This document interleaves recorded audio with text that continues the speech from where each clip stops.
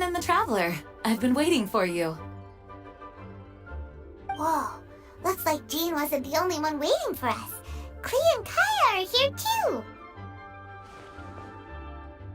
Oh, it's Paimon and Miss Honorary Knight. It's been so long. Ah, look who it is.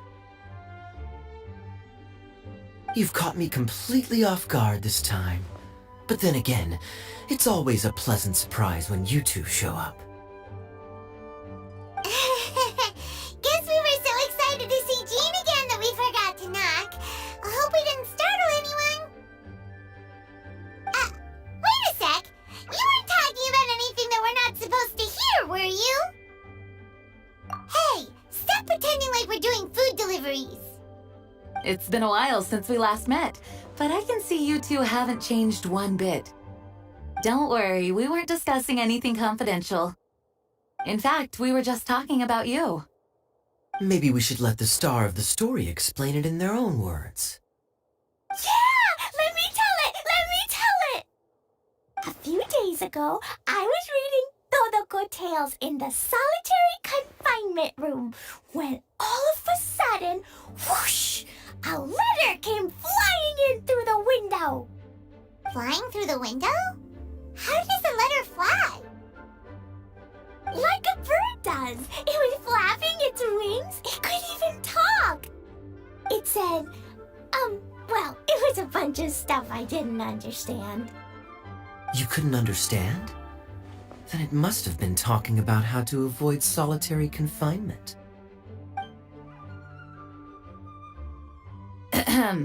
Kaya? Just saying. We don't want to let a teachable moment slip by. Okay, I know. Anyway, the letter said, "Oh, Klee, are you behaving? I see you've wound up in the solitary confinement room again." Sorry about that. Mommy is busy these days and can't take you out to play. But there's good news. I have a friend who has very kindly invited you to visit her. Oh, so the letter's from Alice.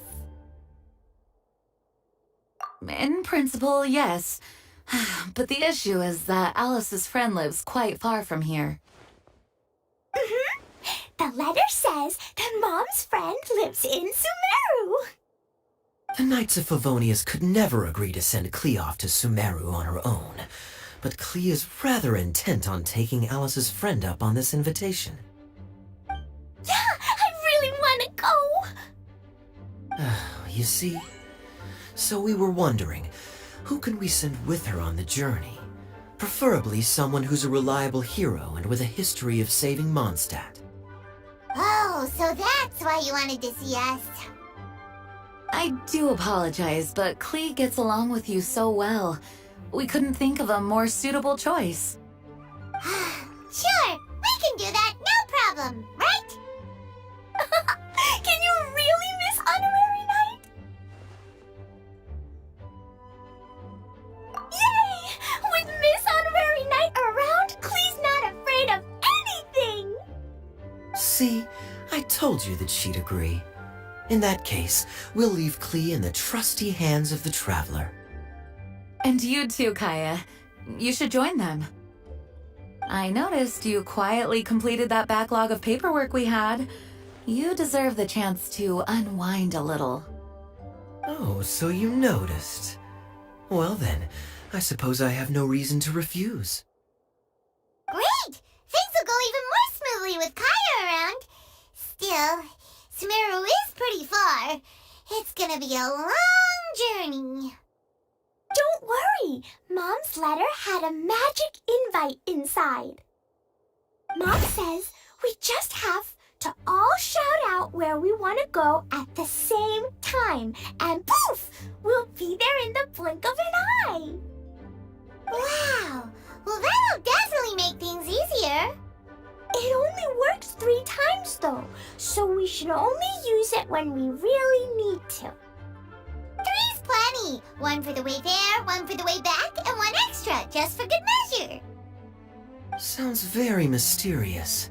I still think we should use it sparingly.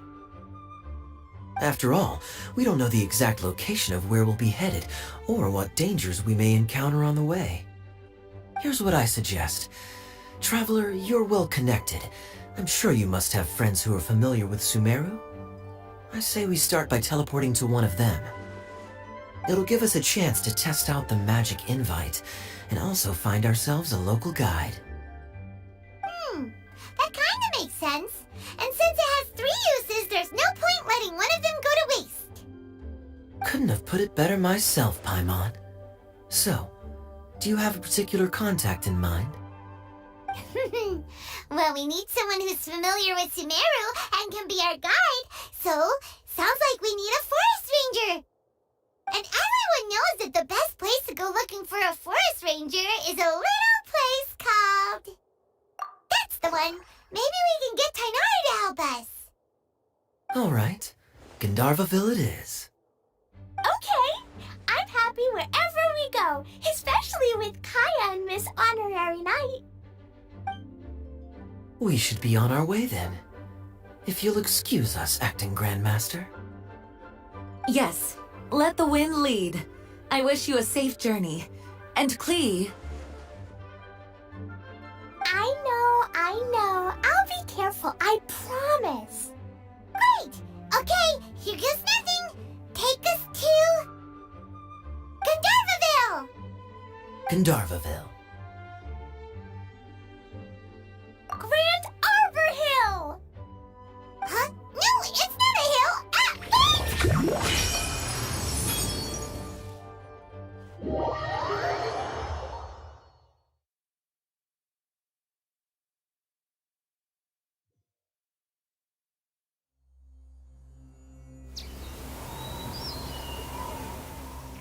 Ah! We made it! Paimon was sure we were about to end up someplace super weird. Sorry, it was an accident. It's okay, Klee. Good news is this magic invite really does work. Fascinating. One moment we're in Mondstadt, the next we're in Sumeru. So this is where Mom's friend lives? Wow, there are so many big flowers. Oh, and jumping mushrooms. Oh, you ain't seen nothing yet. Sumeru's full of strange stuff like this. Like, Oh, yeah. Paimon was pretty creeped out the first time we saw one of those. Listen carefully, Klee. Those jumping mushrooms are called fungi. They may look cute, but if you get too close to one, it'll try to hit you with its cap. Really? Okay, well, I'll hit it back with my cap. And then I'll hit it with the hood on my jacket, too. I'll definitely win if it's 2 hats against 1. As long as playing with hats doesn't escalate to playing with bombs. But Klee's our friend, so we should be able to convince her to keep this trip explosion-free. Right? Uh-huh. I'll be extra careful not to blow anything up. I mean, I'll try my best. Aw, that's very good of you, Klee. You're being very grown up today. Yep, I'm super grown up. I'm already the Spark Knight. Okay, Spark Knight. Well, keep up the good work, because very soon we'll be introducing you to a friend of ours called Tainari in Gandharvaville.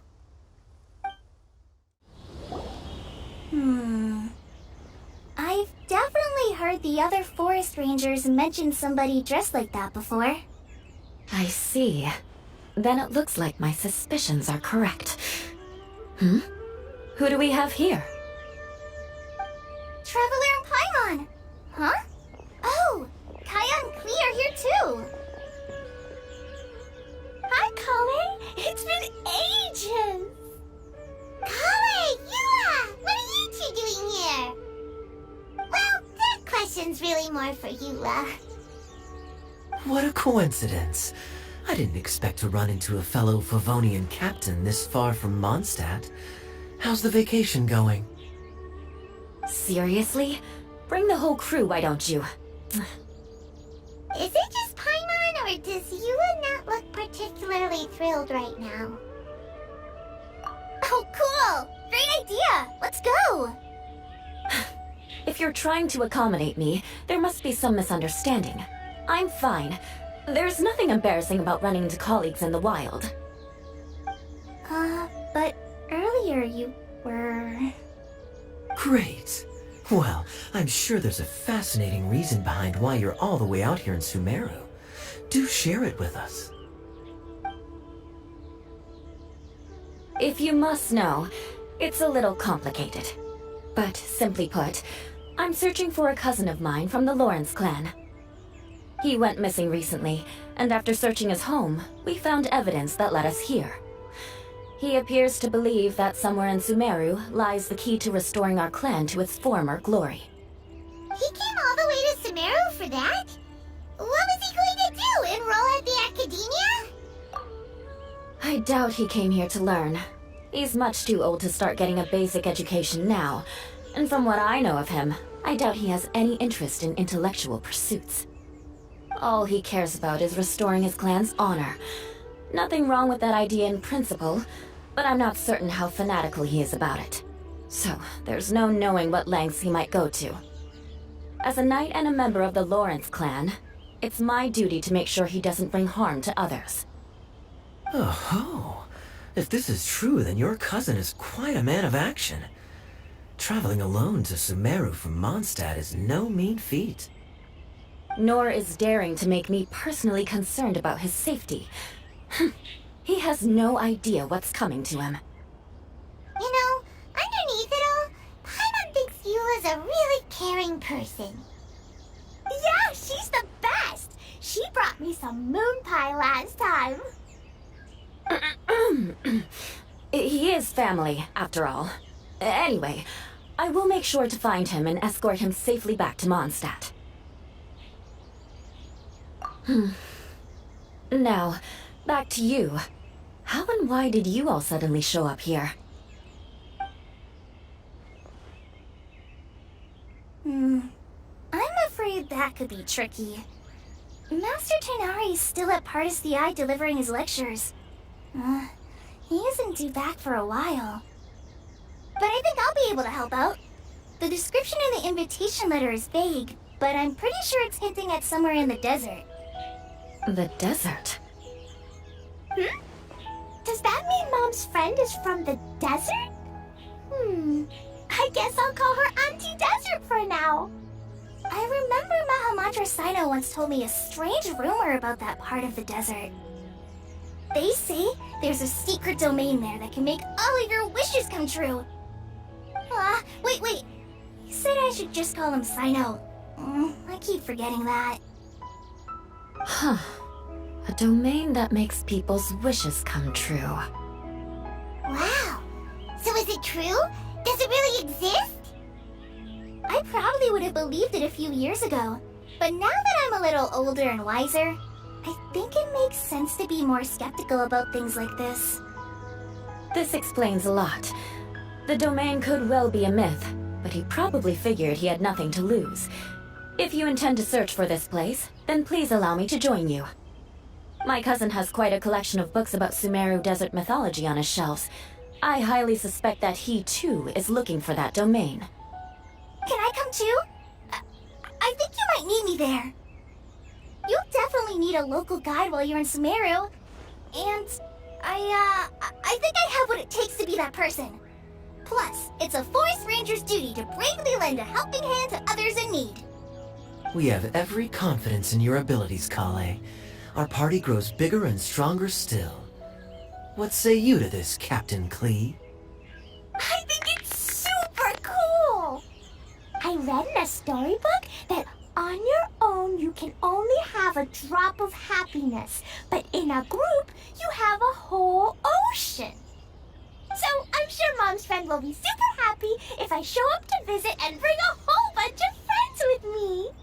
That's the spirit. In that case, let's get the magic invite to take us there.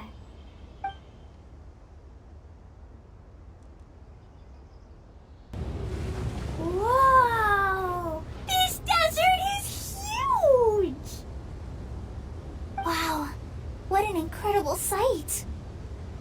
Yes. The scenery is quite magnificent.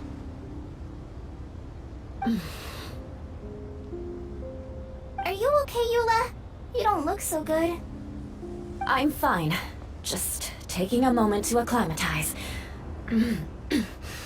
The air here is much drier than in Mondstadt. This area doesn't look very habitable, and I don't see a domain entrance nearby either. Oh no. I didn't pronounce the destination wrong, did I? I mean, I don't think I did. Nope, you got it right. It definitely wasn't your fault. I said Gundarvaville wrong earlier, but we still ended up in the right place. Klee's right. We're in the right place. There's no doubt about that. Phew. Maybe the entrance is hidden under a sand dune. Who knows?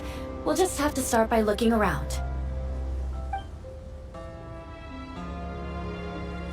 Oh, Paimon's so tired and so thirsty. We should have found something by now. Unless there's a problem with the magic invite. Huh? How could that happen? Uh-oh. Did I break it by accident? But I didn't do anything. Todoko will back me up. I'm innocent.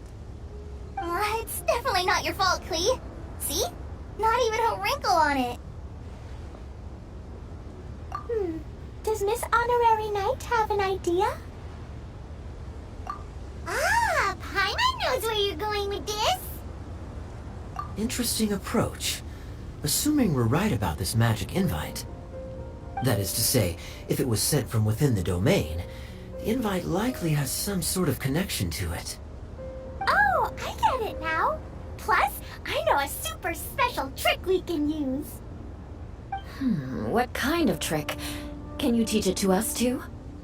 Of course. Mom said that if I ever need help, I just need to shout this out loud. Magic invite, Klee needs your aid. Do something now so Klee's not afraid. Look, something flew over.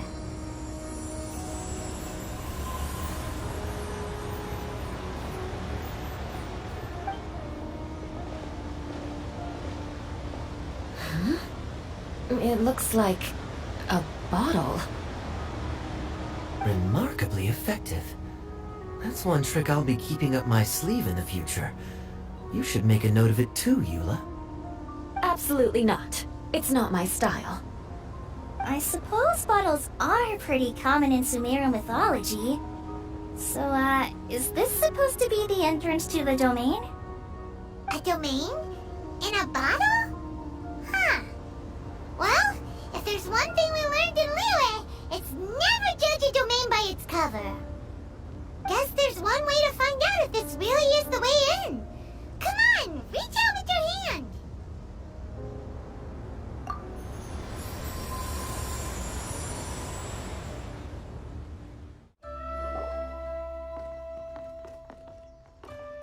Look! There's a huge garden here!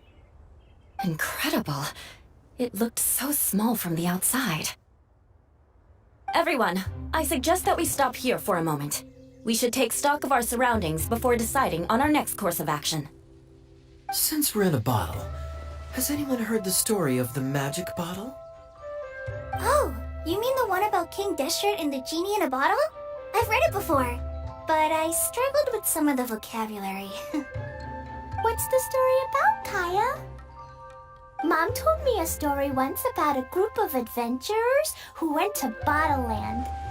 But I don't think there was a magic bottle in that one.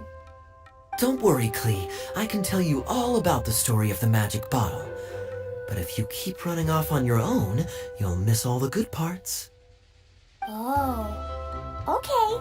I got it. I'll stay with the group from now on. You sense it too, don't you, Kale? Something's not quite right. Yeah, the scenery here is beautiful, but it's too quiet. And there's no sign of Klee's Auntie Desert here anywhere. Maybe Auntie Desert lives way further down inside. This place is super big, just like Fischl's Immer Nachtreich. We still have a long way to go. Guess we won't know until we get there. Let's keep going. Hopefully we'll meet her soon.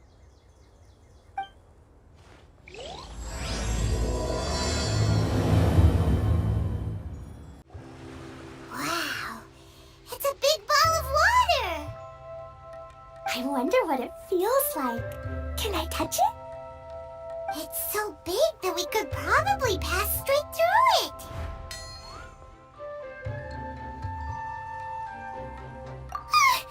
That's so scary! Stop giving Paimon the heebie-jeebies! Let's not touch it for now.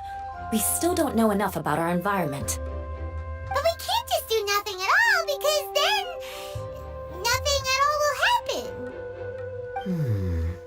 I have a feeling that this could be the core that sustains this entire bottle domain. In which case, the moment we touch it, this place will instantly revert to its original size, with all of us still inside. Yikes! Okay. Paimon won't touch it. Jeez. Kaya, are we really gonna get squished inside a bottle? Of course not, Klee. I'm sure the real core of this domain is hidden away in a very safe place. Somewhere like... over there, for example. I was so nervous that I didn't notice that big wheel at all. Wait, who goes there? It's the waterball monster! Ah! The waterball monster is real! It doesn't seem hostile. In fact, don't you think it looks happy to see us? Really? You sure it's not gonna gobble up Paimon whole? I don't think it's hungry. Are you, Water Droplet? Oh dear. I don't know about anyone else, but I'm not understanding a word of this.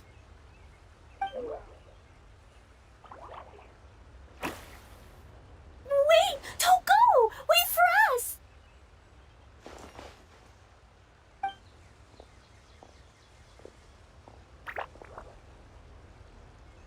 Why'd it stop? Maybe it can understand us after all. Oh, I get it now. It's leading the way for us, just like the cats in Mondstadt. Like the cats? How so? When you're walking around in Mondstadt City, sometimes a cat will show up on the side of the road.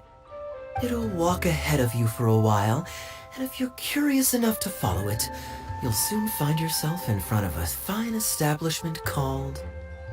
Exactly. So let's see where this water droplet takes us. It could be interesting.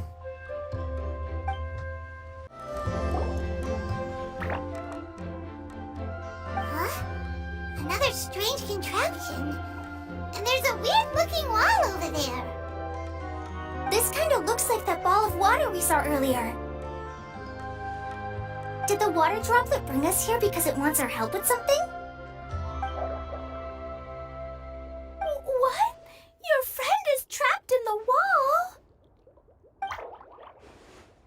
Don't be sad, Water Droplet. We're here now. We'll save your friend. You bet. But how are we gonna save them? Do we have to break down this wall somehow? Nope, we can't do that. No breaking the wall. Do we need to find a key of some sort then? Oh no! Where'd it go? Look, the device has lit up. And it's projecting images onto the wall. A two-dimensional space with objects of the same composition as the device nested inside. Yep, what Kaya said, and that's where its friend is. But how exactly do we enter the image on the wall? Maybe we just copy what the water droplet did? But what does that mean? Hold on, I think Klee's onto something. Since the water droplet appears to be the key that activated the mechanism, we may be able to follow it inside simply by touching the device. The principle is no different than how we entered this bottle domain. Fair enough. Okay, deep breath, then head in.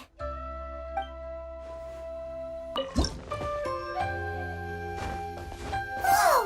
You really entered the wall! Wow, another water droplet just came out from the wall!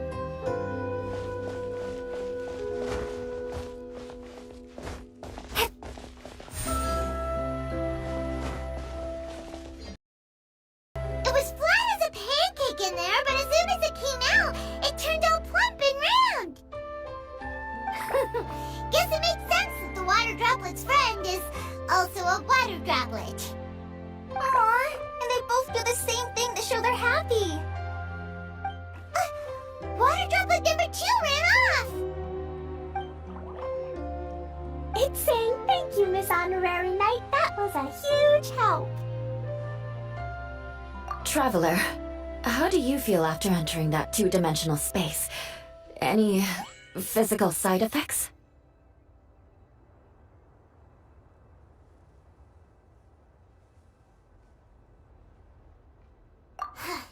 Quit while you're behind! You're clearly fine!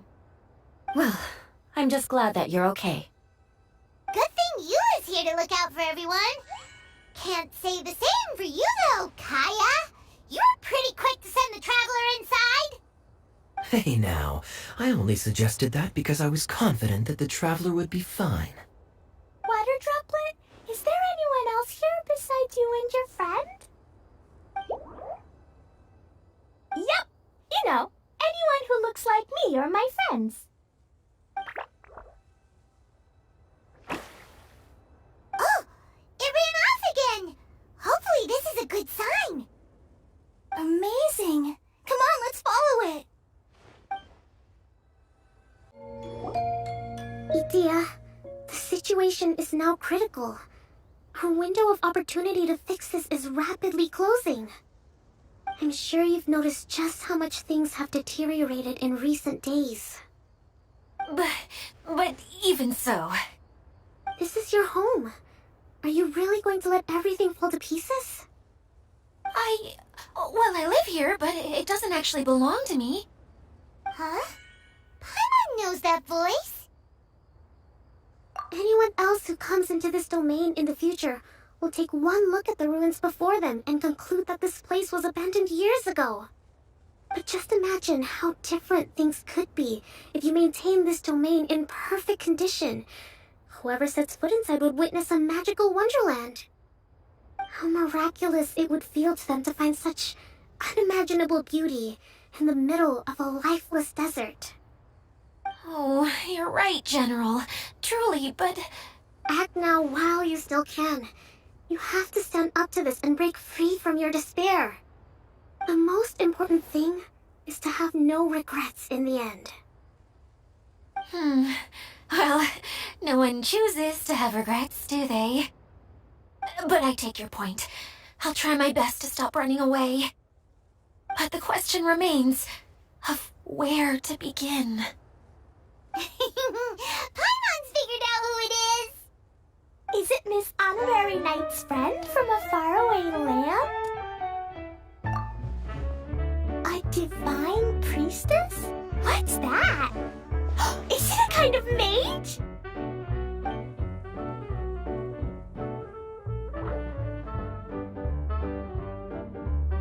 What are you doing here? Huh? We have new visitors? Greetings, everyone. This is the Valurium Mirage, and I'm the caretaker, Adia. I'm so sorry that you have to see this domain in its current state of disarray. We are actively working on repairs, and everything will be back to normal shortly. I hope. Greetings, everyone. I guess I should introduce myself too. It's all right. Just leave the introductions to me. I kinda wanted to say hello in my own way. but no harm done. I guess I'll let her do the honors. This lady is a visitor to the domain, just like yourselves. She is a formidable military general. Have any of you heard of Inazuma's Onmyo Chamber? What chamber? Onmyo Chamber. It's an elite training academy for gifted students of Onmyodo. Practitioners are divided into 4 classes, A through D, and assigned the power of Shikigami based on their mastery of the art. Wait. This lady famously led the Class D underdogs to victory against the Class A favorites in the final mock campaign before graduation. An astonishing feat that few in the history of the Academy have ever achieved. Hence, formidable general is no exaggeration. Isn't that right, General? What's wrong? Huh? Wait, so the favorites were beaten by the classy underdogs? Paimon's not completely following. That doesn't sound like the divine priestess Miss Honorary Knight was talking about. Uh-oh. Did she just get caught lying in front of someone she was trying to impress? Or maybe she uses a different identity in her private life, and this is the first time her friends are learning about it. Seems kind of embarrassing, but also kind of cool. I guess having someone else to introduce you is a good way to make an impression. Maybe I'd fit in better with everyone if I had a title too. Some people call me a general, but it's just their way of showing respect. My actual name is Sangonomiya Kokomi. Huh? Oh no. Sorry, my mistake, General. I mean, Miss Sangonomiya. Call me whatever you like, Itia. The only important thing about names is knowing who's who. Oh, I get it now. It's like that story that Mom told me that time. Klee can explain. So basically, in the story, a big group of people go on an adventure to Bottleland. One of them's called the King, and some of them are called Knights. So, Miss Sangonomiya must be the super smart one who solves all the problems in the story. What's that one called again? Perhaps a sage? Indeed. Wisdom is an important attribute found in military generals. Okay, well, I'll just call you that. Miss General it is. Fine by me. Sounds really cute, coming from you. At least, cuter than my pen name, that's for sure. Well then, how should I address the rest of you?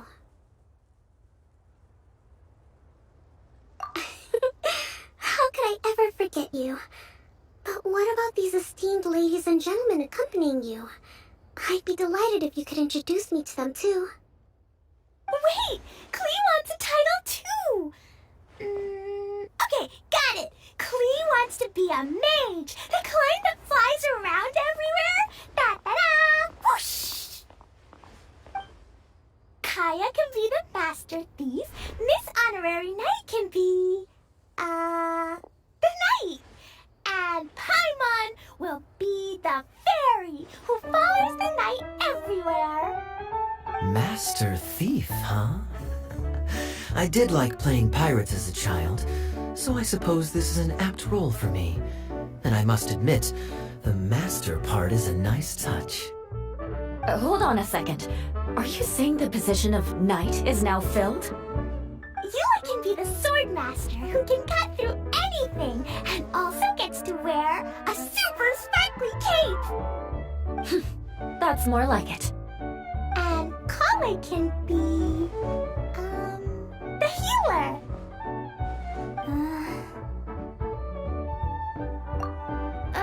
No, I don't mind. Healer is a great role. I just don't know if I'm qualified to be one.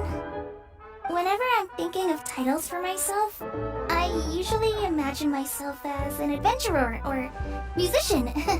I never thought I could be a healer.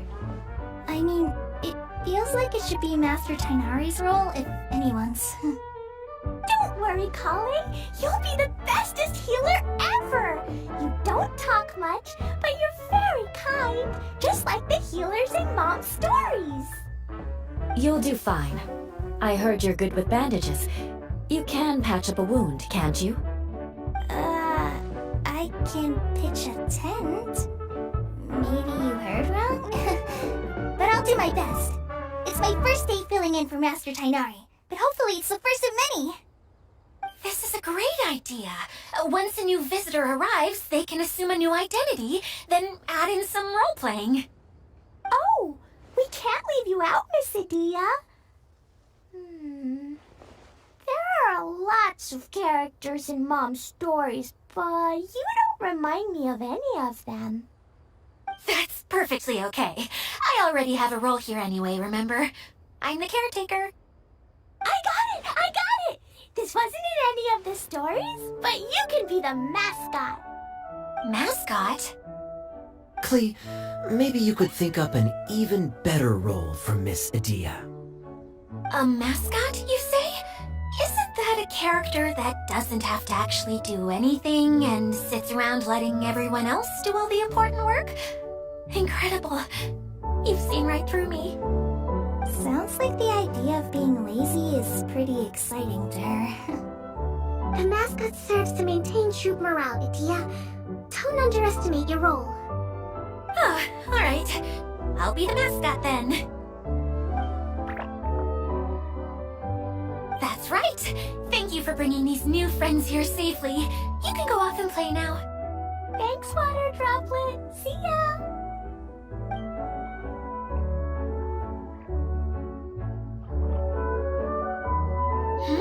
Water Droplet? Is that your pet name for it? I suppose it's as accurate a nickname as any. We keep getting sidetracked, but I believe you were saying something about being in a difficult predicament. Is something wrong with the Valyria Mirage? Oh, yes, about that. I'm afraid the entire domain has recently sustained some significant damage. It was as if the whole world was suddenly flipped upside down. A few components went missing from the core, which sustains the domain, and the impact cascaded out from there. Needless to say, many things in the Valyria Mirage have now stopped working. Just days after I agreed to let my friend's daughter come and visit too, when she gets here and sees the state this place is in... Oh, so you're Mom's friend? Hi, Auntie Desert. I'm Klee. Here, I brought the magic invite, see? Huh? Wait, so you're... Look how dilated her pupils are. She must be very surprised. Yeah, and not in a good way. Mom's the one who sent me here. She's the strongest mage ever. She said that her friend lives in the desert. You live in the desert, so that must be you. Right, Auntie Desert? Ah, I see. So being a mage runs in the family. You're Alice's daughter? Oh, I just want the ground to swallow me up right now. Wait, that's it. I'll hide myself away in the core of the domain. Hide there until this all blows over. See you all in 100 years. Adia's really going through it. She's like a shriveled little forest fungus, hanging its head in shame. Kale? That's a harsh analogy. Where'd all that come from? Don't worry, Auntie Desert. Klee's here to help you. And all my friends will help too. Just take a deep breath, and then another deep breath, and all your worries will fly away. Yeah, don't you worry. Lady Fix-A-Lot over here has a good track record with this kind of thing. Well, I'm useless. But it looks like that won't matter with all you capable people around. Fantastic. Don't put yourself down, Adia. You're great too. Thanks for your encouragement. Anyway, for the time being, please talk amongst yourselves. That'll give me some time to think things through, and maybe make a start on, delegating. Miss Honorary Knight says that you're from Watatsumi Island. What's it like there? There must be loads of fish, right? Wait! You look kinda like a mermaid. Are there fish in your family? Oh, sorry to disappoint you, Miss Mage, but I'm just an ordinary human. I have lots of great stories about Watatsumi Island, though. Come on, let's enjoy the scenery while I tell you all about it. Feeling nervous, Kale? Well, it's your first time as a guide, after all. Oh no, not at all. I'm just, still settling into the role. So I was thinking about how to talk more like Master Tighnari. Well, the easiest way to imitate someone is to start with their most common turns of phrase. Oh, okay. In that case, put that mushroom down. Now, it's highly poisonous. There you go. With just a few simple words, you've captured your master's personality perfectly. Anyway, what about your role? Don't you mind being the master thief? It doesn't sound like you're one of the good guys. Maybe not. Until you factor in that I only steal from the enemy. I think that's enough to make me one of the good guys. Don't you? Oh! Fair point, fair point. Who else has visited the Veloria Mirage recently? There was someone from the academia who came not long ago. A Kasharawar scholar. Blonde hair. Architect, I think. He was a huge help and redesigned many of the buildings here. Although he was always grumbling to himself, he was extremely diligent in his work. What a kind person. I could tell that was a sensitive soul. A lot like me. Sorry. Please pretend you didn't hear that. I'm, of course, a very strong and resilient person. After him, an aristocrat from Mondstadt showed up. Then Miss Sangonomiya. Unfortunately, everything here suddenly started changing before I had the chance to be a good host and show them around. Do you know where the Mondstadt aristocrat is now? If I remember correctly, he headed north after the incident. It's a pity we're having all these issues. Oh, if we could get everything working normally again, I could probably locate him in an instant. Still, not to worry. There's nothing dangerous here. Hey,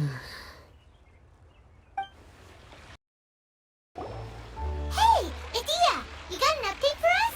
We've all caught up with each other. Very well. Then please allow me, Idia, your mascot, to explain exactly what's happened here. Basically, this entire domain is powered by a device called the Central Hub, which you all saw earlier. But following a major incident, several key components from the Central Hub came loose and went flying. 4 components, I believe, which has caused the Central Hub to stop turning. Oh, so that thing's supposed to spin? Yes, it definitely shouldn't be frozen still like it is now. At least, that's not how it was when I first got here. Oh, I've done such a terrible job of taking care of it. It's so embarrassing. Hey, everything's gonna be okay. So, we need to fix the big wheel up there. And to do that, we need to find the missing parts. Right. I do know where one of the parts is. It landed not too far away. But the rest all landed in different areas. I'm afraid you'll have to go and look for those. Now, as the caretaker and your mascot, I shall announce your respective adventure duties. You can just be yourself if you want. No need to force the whole role-playing thing. Oh, I see. Okay, so I was thinking that maybe Swordmaster Eula and Healer Kale could investigate the northern zone, if that's okay? Fine by me. I was going to be looking for my cousin there anyway. I'll be your backup, Eula. I know you usually team up with Amber, so I'll try my best to fill her shoes. Oh? Well, this'll be fun. Let's see if a forest ranger can outperform an outrider. Master Thief Kaya and Mage Klee, if you could earmark some time in your busy schedules to search the West Zone. Earmark?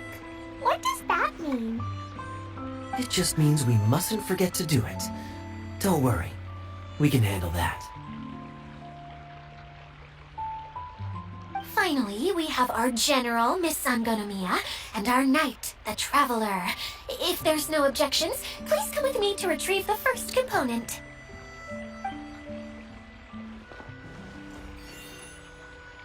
Wow, spoken like a true knight. Then, for my part, my strategic mind is at your service. All right, well, if anyone finds anything, come back here and we'll regroup. Please take care while you're out on the road and look after each other, especially our little mage here. You got it. I'll take extra special care of Kaya. I'll be on my best behavior.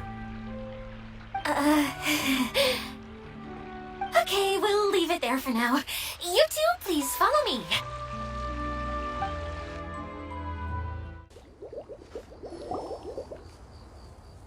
Okay, this is the spot.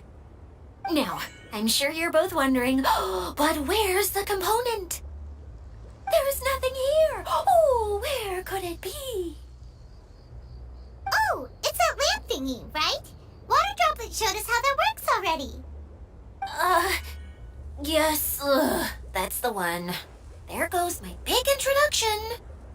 Showing people the ropes is supposed to be my job. Oh, I can't believe I'm being shown up by a Hydro-Eidolon. Cheer up, Idia.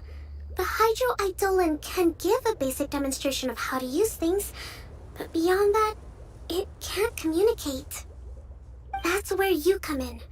Your descriptions can explain everything in full, vivid detail. Paimon forgot how persuasive Kokomi can be when she really wants to. Sometimes having a genius strategist around really comes in handy.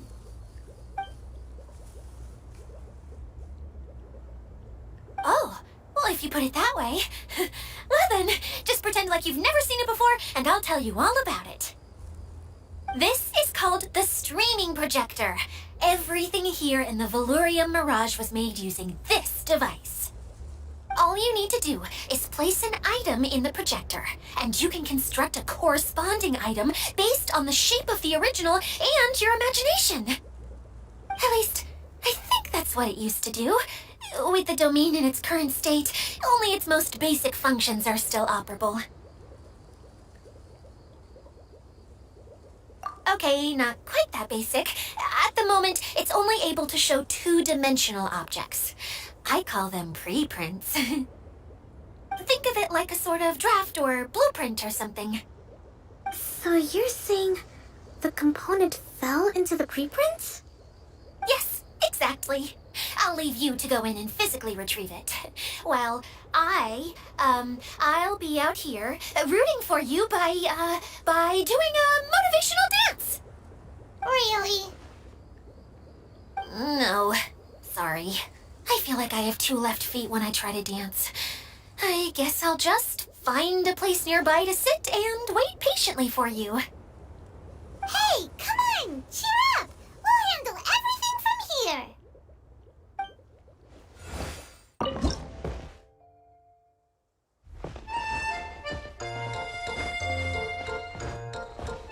Doesn't look like the component is in here.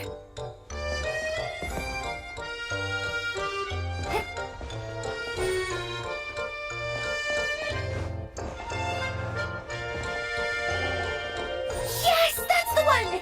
Now you just need to bring it back out.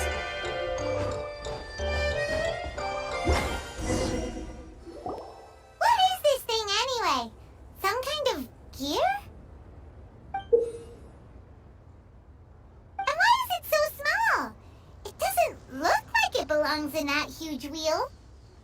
It's hard to explain, but I assure you that it's definitely one of the components. So that leaves 3 more components missing. Every journey begins with a first step. I think we're off to a good start. and things should keep going smoothly from here.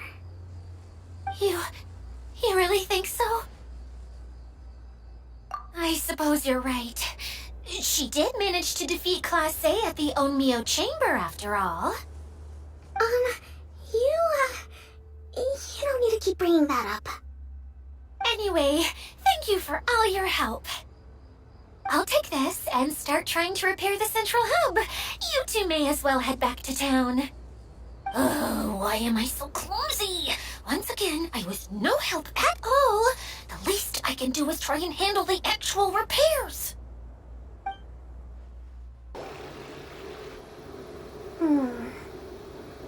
What's wrong, Kokomi? I'm just a little confused. You mentioned that the water droplet showed you how to use the projector? Can you tell me a little bit more about that? I'm so curious to know what happened. Oh, sure! I see. Hey, look! The wheel is spinning now! Oh, and now it's stopped again! Well, that didn't last long. It also wasn't spinning at the right speed. Before the incident, it spun much faster than that. Oh, so you saw it back when it was still working? Oh yes, I arrived here a little earlier than the rest of you. But the incident took place not long after I entered. Like Idia said, it felt like the world was flipped upside down. I don't know how else to describe it. And I certainly don't want to experience it again. No, it's no use. Seems it won't run until all the missing components are returned. For a moment there, when it started turning, I got excited. I thought that maybe the hub can work just fine without the other three. Wishful thinking is only going to lead to disappointment, Idia. Let's stick to the plan. We'll get there. Hey! Miss Honorary Knight and Miss General are here. Oh, and our mascot. You beat us! I was sure we were gonna be the first ones back. Hey, how'd it go?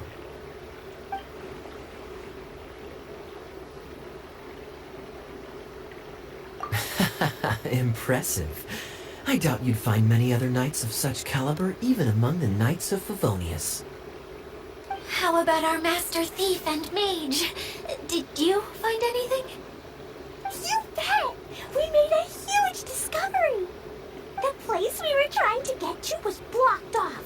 We couldn't see anything past it, and there was no way around. But then, just now, a huge canyon appeared out of nowhere, so we hurried back here.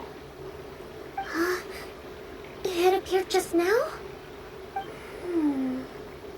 Come and see, Miss Honorary Knight. Let's go on a canyon adventure.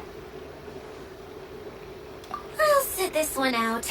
I'm beat after trying to make those repairs. I need to take a break. Miss General, you should come too.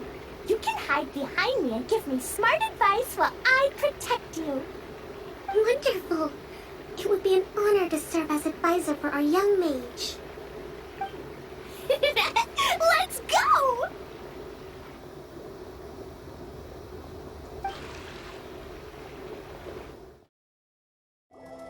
Here it is! Here it is! See? This canyon wasn't here before. Just before the canyon appeared, I heard a faint sound, like something mechanical turning. Ka-chuck, ka-chuck, ka-chuck. Could it have been the central hub? That would mean this canyon appeared after it started spinning. Hey, you, oh. New guys, huh? Oh, hey! Paimon didn't realize anyone else besides Dio lived here. You actually saw her? She's barely shown her face since everything started falling apart here. Excuse me for asking, but who are you? Oh, right. I didn't introduce myself. I'm Ferdinand. Me and my brothers look after this whole zone. Well, we used to, until this whole domain was, like, flipped upside down, or whatever. The method we were using to make the carts and tracks stopped working after that. Idia is working on repairing the domain. We were just with her before coming here. Really? Huh. I assumed that she'd be curled up in a fetal position somewhere, hoping all her problems will magically disappear on their own.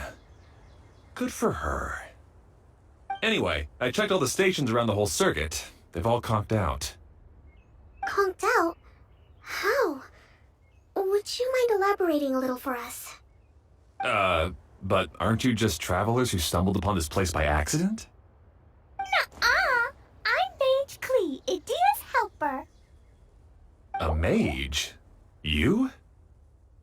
Allow me to explain.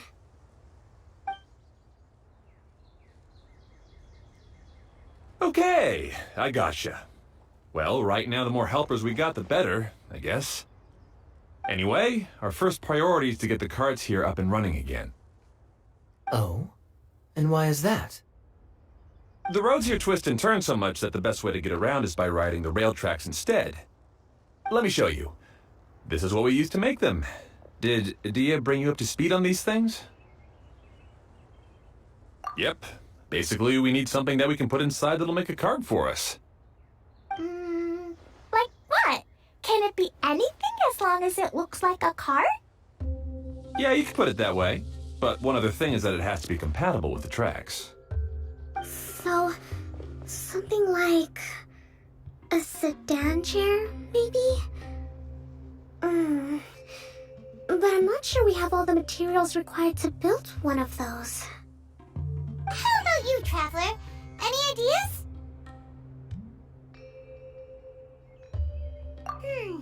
That would solve the issue of materials. Wood's no good. A rickety wooden cart would be too dangerous. Really? Hey everyone, come and see what Klee made. Ta-da! Look! I made a cart! Wow! Amazing work, Klee! Whoa! It fits the track like a glove, too. Plus, it's a heck of a lot cuter than the ones Idia made. I just wanted to give it a try, and suddenly, boom! There it was! Paimon's gotta ask, what exactly did you make your cart from, Klee? I used Jumpy Dumpty. Aha! Thought so. Is there a problem or something? If not, then let's get ready to leave. It's just... this cart is made from, It's a bomb or something, isn't it? Yeah, I gathered from your conversation that Jumpy Dumpty is a little more volatile than the cute name suggests. It's okay, though, because the end product only takes on the general look of the source material. So to be more specific, while different materials have different properties, most of them aren't transferred to, It's okay! No need to delve into the theoretical stuff. Paimon just wanted to make sure we aren't about to end up like the, flying fish of Starfell Lake. Huh? Can we ride the cart now? In a moment. We need a hydroidolin to power it up first.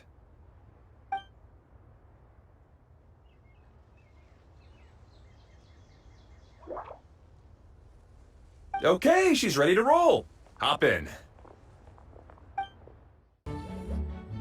The track is damaged up ahead. We need to make some repairs before we can go any further.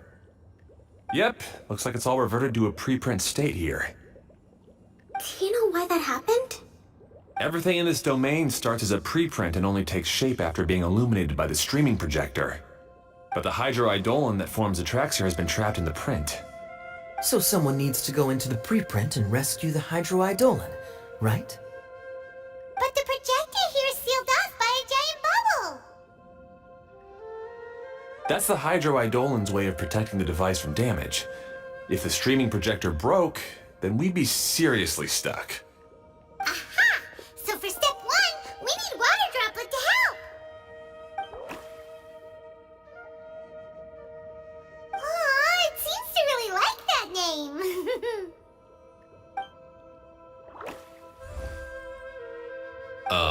Any volunteers for step 2? Leave that to us! We know what to do!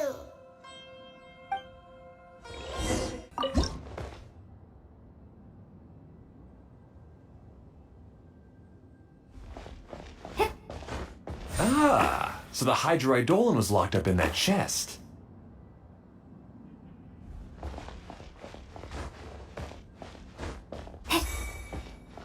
Aw, it's completely empty!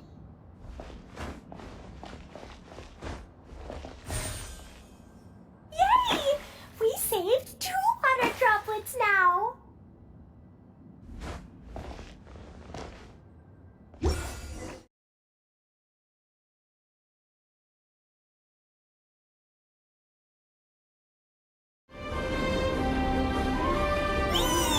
Look! Klee can fly just like Paimon now! This is way more exciting than how Paimon usually flies!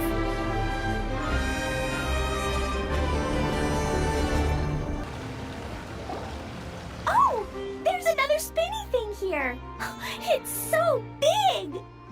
But, not as big as the one we saw in the middle of this place. That one was huge. I bet it's something super important. I remember what Kaya said earlier. Very good, Klee! You're using what you saw earlier to make observations, like a real adventurer! It appears to be a system that rotates to switch tracks. That's right. Originally, all you had to do was flip this switch and the junction would rotate. But it seems Jeremy still hasn't fixed it yet. He sure talks big, but when it comes to actually getting things done... Is this Jeremy you mentioned one of your brothers? Yeah. When I talked to him about repairing the tracks, I suggested we start with the station, but he said we should start at the junction. Really, it made no difference which one we started with, but he just had to turn it into a huge argument. He always treats me like I'm a fool and disagrees with anything I say. Let's see what he has to say now that I've already fixed the tracks. If you ask me, you're clearly a sharp person, Ferdinand. Yes, finally someone who can recognize that, rather than just shrugging off my ideas. Come on, let's make our way to the junction and see what he's up to. I bet he's still fretting over what to do. Everything will get better once we get the switcher working again. Still stuck here just as I expected. Well, did you make any progress? Didn't I already tell you? Just have the hydroidolins fix the junction and then make a new card. After that, we can use the junction to... Wait a minute, how did you get here? It took a lot of effort for me to climb all the way up here. The answer is standing right in front of you. Yeah, sure. Those travelers must have helped you. You never get anything done on your own. You always get someone else's help and then try to take the credit for yourself. You're one to talk. What have you managed to accomplish, huh? You were here just moping around all day. Whoa. They started arguing the moment they saw each other. But aren't they supposed to be brothers? Me? His brother? Hardly. All right, Jeremy. That's enough. Fine. I'd rather be focusing my efforts on fixing the track switch rather than arguing anyway. You should calm down too, Ferdinand. Let's all focus on the situation at hand. Any personal problems can be settled later. Fine.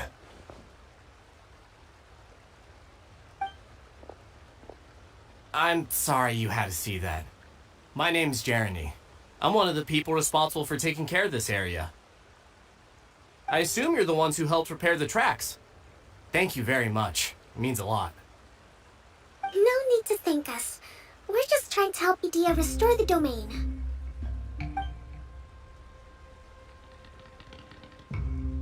I see. Now that you and Ferdinand brought the cart up here, we'll need the hydroidolins to fix the area below. Them again, huh? Seems the hydroidolins are really important around this place. Yes, of course. Not only do they keep the junction turning, they operate practically everything else in the domain too.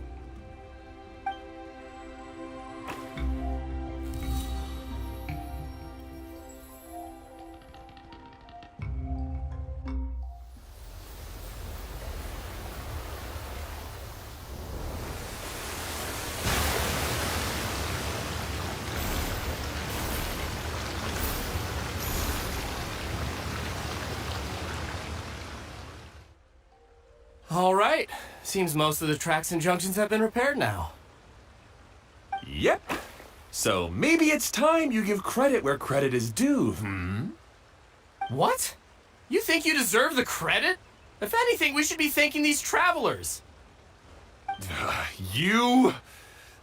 Well, either way, you're not the one getting any credit. You're always quick to criticize my ideas and push your own, but you never actually get anything done. And what about you? Don't forget it was Hado and I who took care of the mess that one time you impulsively tried one of your brilliant ideas. Speaking of Hado, wasn't he with you? I left early this morning. I assumed he'd be with you. Seriously? Couldn't you have at least looked to see where he was before you left? Hey, come on! You didn't see him either, so what's your excuse? Klee? I don't get it. Nobody did anything bad. Why are they arguing?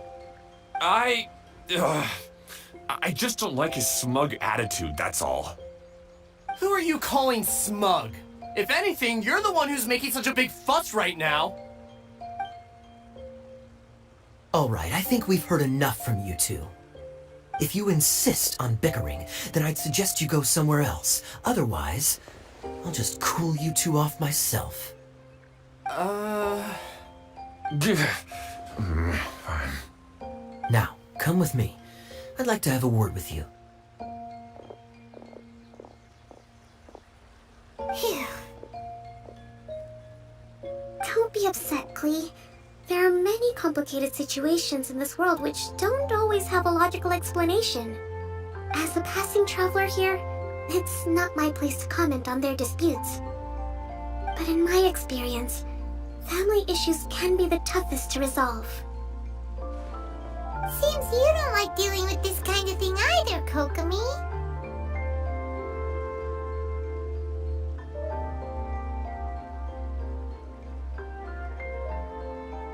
But it's still not right. I don't know how to explain my feelings. I'm sorry. We've calmed down. We shouldn't argue in front of a child like that. We're sorry, Klee. It's okay. Back to the topic at hand. Weren't you about to go look for your brother Hado?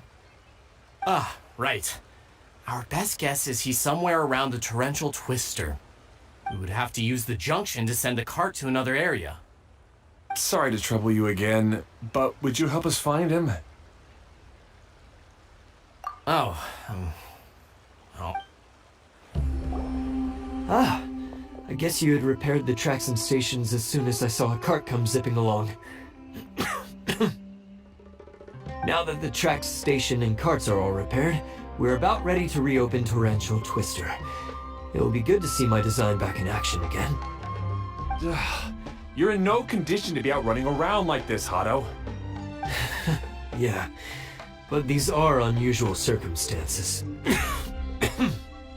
That's true, but you should stop to think things through.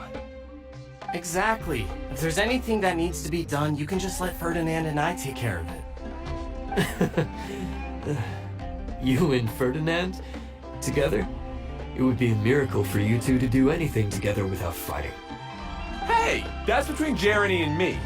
No need to add fuel to the fire, okay? I'm not trying to make trouble. I'm just saying. Hey, Ferdinand? Oh, don't worry. We're not arguing, Klee. We're just, discussing some things. Are you and Jeremy worried about Hado?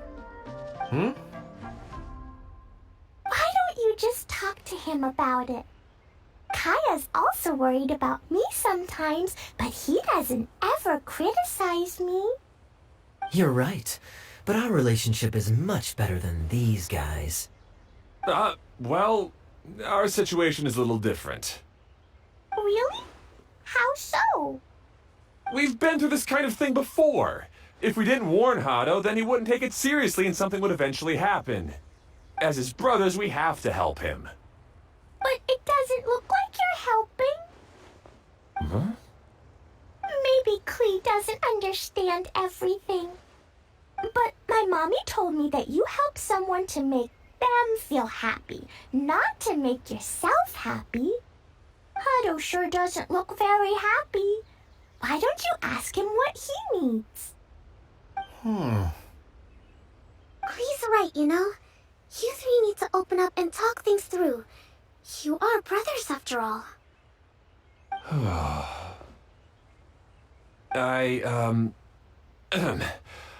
I've always cared a lot about you, Hado. Just like when we were back in the desert. You suddenly passed out and Jeremy and I started arguing. Eventually, all three of us ended up in this domain. I'm just worried that something similar could happen again. If you were to pass out and with nobody around to help you... I know, but this domain is nowhere near as dangerous as the desert. I was thinking that if I could handle these problems myself, then you two wouldn't have to argue about anything. If it weren't for my poor health and lack of energy all the time, then I wouldn't have always been such a burden on you two. No need to feel guilty, Hado. This was our choice. The three of us love adventuring. No one is a burden on anyone. Isn't that why we came up with the idea for this area? I would do the thinking, Ferdinand would use his muscle, and you would... Draw the blueprints and build tracks. It'll be a safe way to see all kinds of amazing scenery. Yes, that was the plan. See? Doesn't it feel better just to get along? Hey, what are you trying to say? You make it sound like I've only been trying to talk myself up. The choo-choo cart is great, Ferdinand. Really? You know, Klee, having the car zip along the tracks was my idea. Yeah, what an amazing idea. You're so smart. Hey, Klee, do you want to ride even more fun carts? Yay! Let's ride more! Looks like all three of them are trying to win Klee's approval now. Klee hasn't realized it yet, but her innocent, childlike nature is very powerful.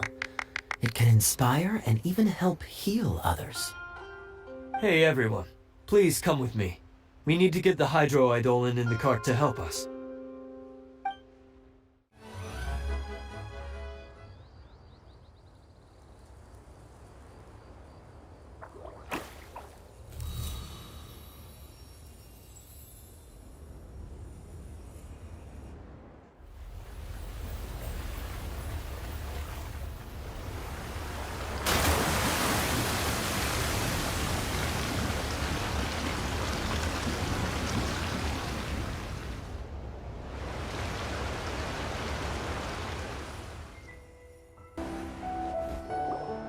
Hado and I have double-checked everything. It's all operating safely.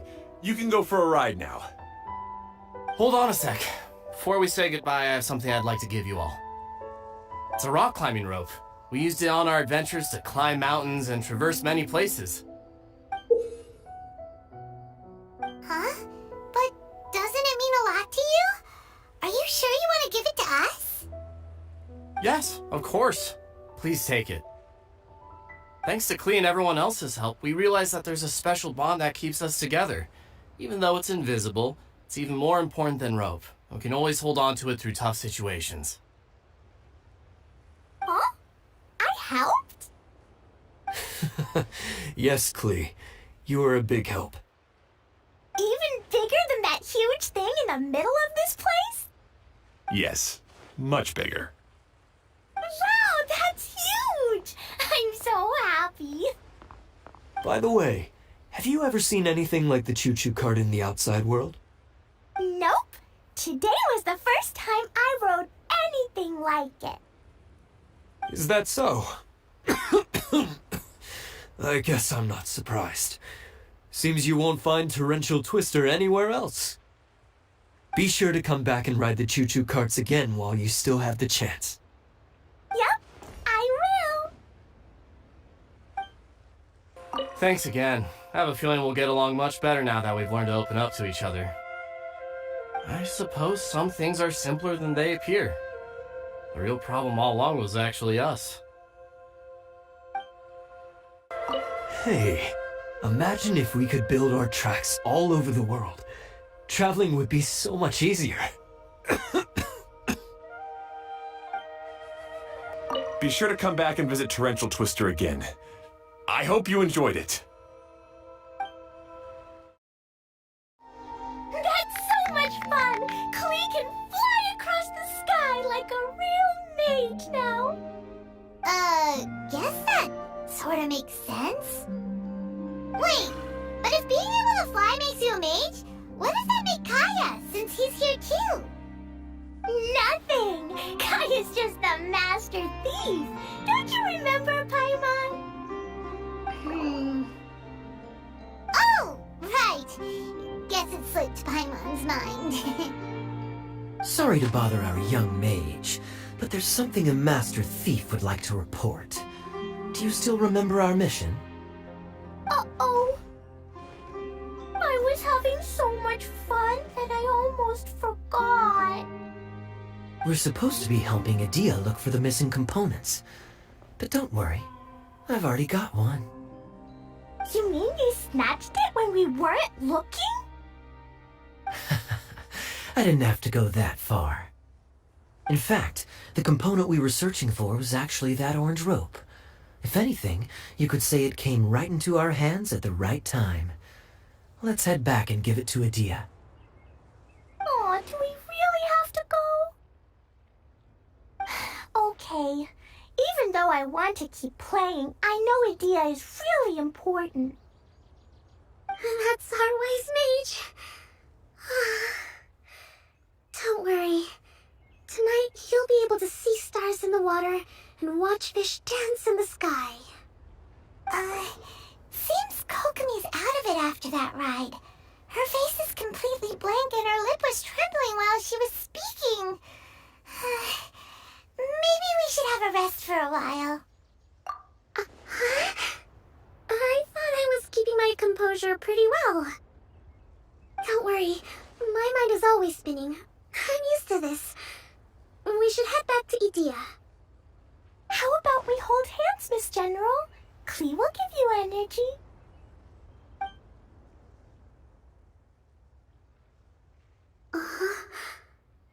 After holding Klee's hand, the stars in the sky and the fish in the water have all disappeared. I must have been seeing things from riding the cart. What are you smiling about, Kokomi?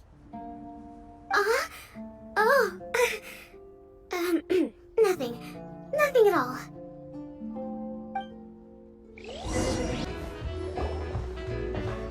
Welcome back! Well, any good news?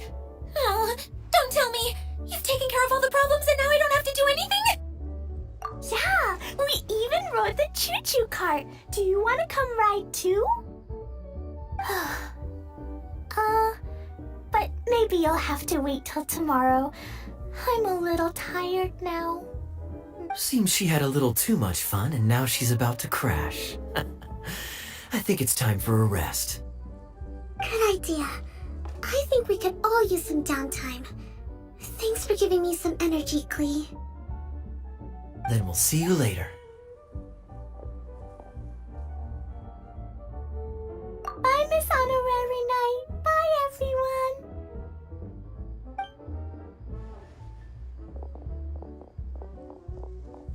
Well, it sounds like our young mage enjoyed herself. I'm so happy that she had a good time. So, back to the missing component.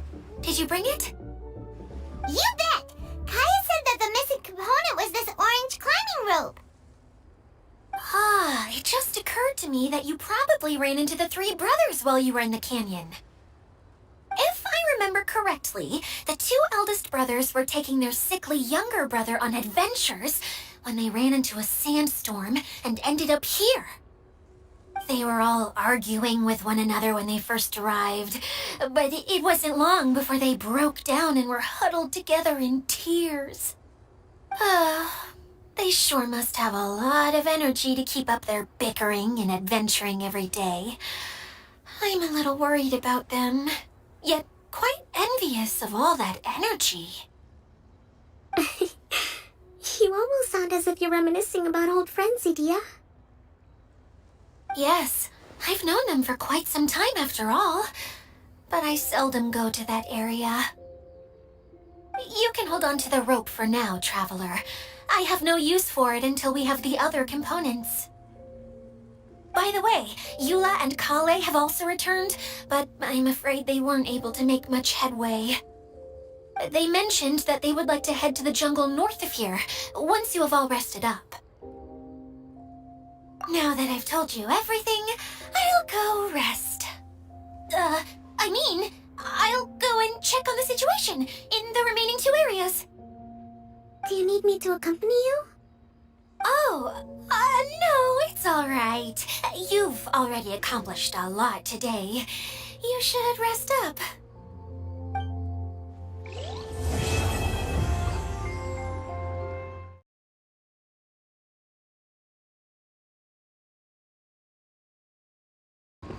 Who would have known I'd find myself in such a mess?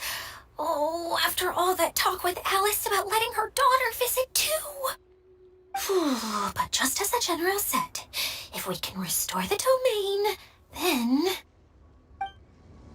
Hey, Kaya! You promised to tell me the story about the genie in a bottle if I didn't run off, remember?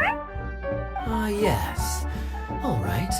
Where did I leave off? Oh, I remember! The genie came out and was going to eat the shepherd boy who opened the bottle. Right. As the genie opened its wide, menacing mouth, the shepherd boy suddenly had an idea. Did he throw a Jumpy Dumpty into the genie's mouth? I'm sure that's what he would have done if he had a Jumpy Dumpty. But the shepherd boy didn't have anything like that. He said to the genie, "Wait, how could your massive body fit inside such a small bottle? I won't ever believe it unless I see it with my own eyes." The genie became angry and said, "Muhahaha! Foolish boy! You dare question my powers?" The genie then returned inside the bottle, and the boy swiftly sealed it shut. Yay! That mean genie won't ever come out again! But can the genie sleep inside such a tiny bottle? It's probably not very comfortable. No, but the genie was captured and sealed away in the bottle because it did many bad things. So the most important thing to remember is, if you do something bad and don't want to get locked up, then don't get caught. What was it that I said at the end of our ride in the choo-choo cart? Something about fish in the sky and stars in the water? Oh my...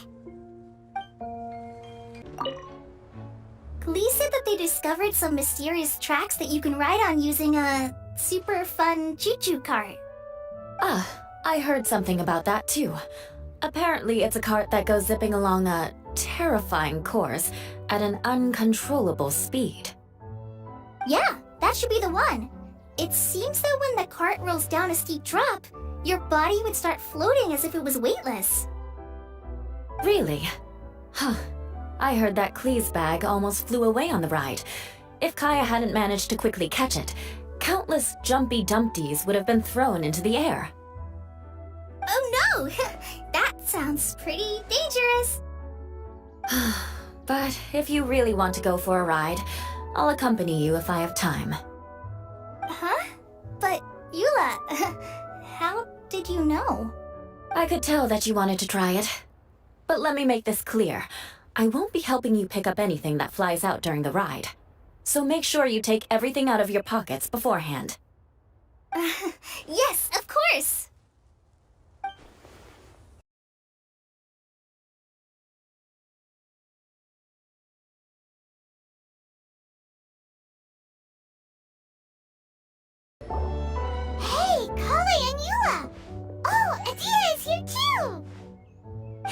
It's the Traveler in Paimon. How are you? Did you rest well? Yep, this is a comfortable place to rest. I guess that's one thing here that's better than the desert. But other than that, there's not much going for this place. Saying things like that isn't going to help, Adia.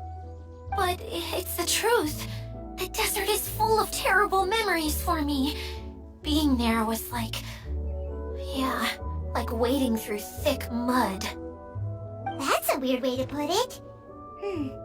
Actually, if you hadn't mentioned it, Paimon would have already forgotten that this domain is in the desert. I know what you mean. The air here isn't at all like the desert. It's very humid. Almost as if we're in the rainforest. It's a very familiar feeling for me. Everyone looks well rested. If you're ready, we can start making our way to the jungle north of here. Good luck, everyone! I'll be rooting for you! Hold on. I said we, didn't I? No need to say goodbye, because you're coming too. Huh? But wait, I'm just the mascot! You can't back out this time, Adia. The manager of the fairgrounds is waiting to see you. She said Adia is the only person who could help. Yes, Kale and I discovered a fairgrounds in the forest. The person in charge of it seems to be a Spontamod scholar. A scholar? But what's she doing there? Researching the forest ley lines? Oh, I wish there were ley lines here that I could ever study. Anyway, I know who you're talking about. I'd better come along then.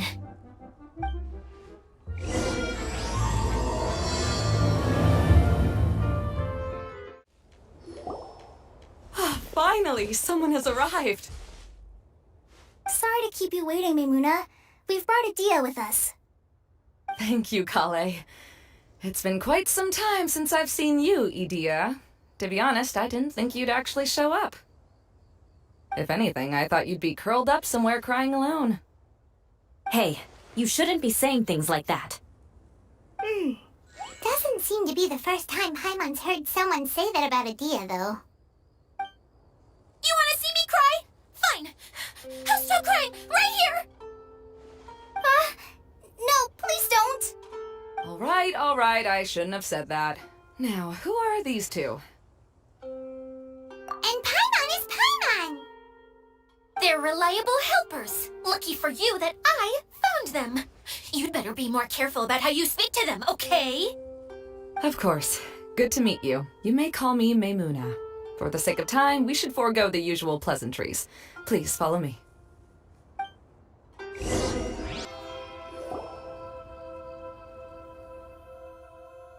Wow. Look at that huge tent! Amazing, isn't it? I helped make it. What fun would a fairground be without a tent, right? Really? Paimon knew you couldn't be so pathetic. You just act modest all the time to hide your actual abilities. Huh? What is it, Kale? Sorry. I'm not sure if I should tell you. I'm afraid it might dampen the mood. That's not important. Please, just speak your mind. Well, there are lots of vendor booths set up here, but there's no one running them. In fact, there's no one at this fair at all. It looks pretty deserted. The truth is, this used to be an exciting and bustling place. But just a few days ago, something happened, and it seemed like... Like, the world was suddenly flipped upside down? Yes, exactly. Something fell from the central hub into the tent and knocked down the crystal light that was hanging at the top. Oh, the crystal light. Mm-hmm. I remember a certain someone said that we should have beautiful lights to celebrate at a fair, and made us that crystal light. But once the light fell, the tent became a complete mess and the Hydro-Eidolons were trapped inside. Just when I was at my wit's end, a man from the Lawrence clan came and offered his assistance. Wait, he offered to help you? Yes, and he refused to listen to any of my warnings. He just walked straight into the tent and then... Yes? And then? Yeah, don't leave us hanging here! What happened? And that's it. He became trapped inside along with the hydroidolans. Oh no! We have to do something! We can't just leave him there, Maimuna! I know, but the situation inside might be more difficult than you think. You should mentally prepare yourselves. Just talking about it is a waste of time. Since we're already here, let's go and scout out the situation ourselves. All right, this way, please. There used to be a large stage inside, but after everything got shaken up, it seems the very nature of the entire place was altered. The lamps and crystal light that were hanging above have all fallen down, which makes repairs near impossible. Wait, so you mean it's difficult to move around in there? Yes, mainly because of the lights. Do any of you have experience being on stage? Once the stage lights turn on, everyone's attention is focused on you. I can't stand that feeling. Having everyone's attention focused solely on me would just make me feel terrible. Me too! I'm no good at speaking in front of people. And then to have everyone staring at you. Oh, just the thought of it makes me shudder. Sounds like you have some things you haven't been able to let go of yet. Please don't laugh. I'm trying my best to change that, but there are still some things I can't overcome. Like when there's a lot of people around, or when people are staring at me. No, there's nothing funny about that. And you know what? It's not a bad thing to care when other people are looking. That's my opinion anyway. Think about it. Only people who have high standards for themselves would worry about failing to meet others' expectations.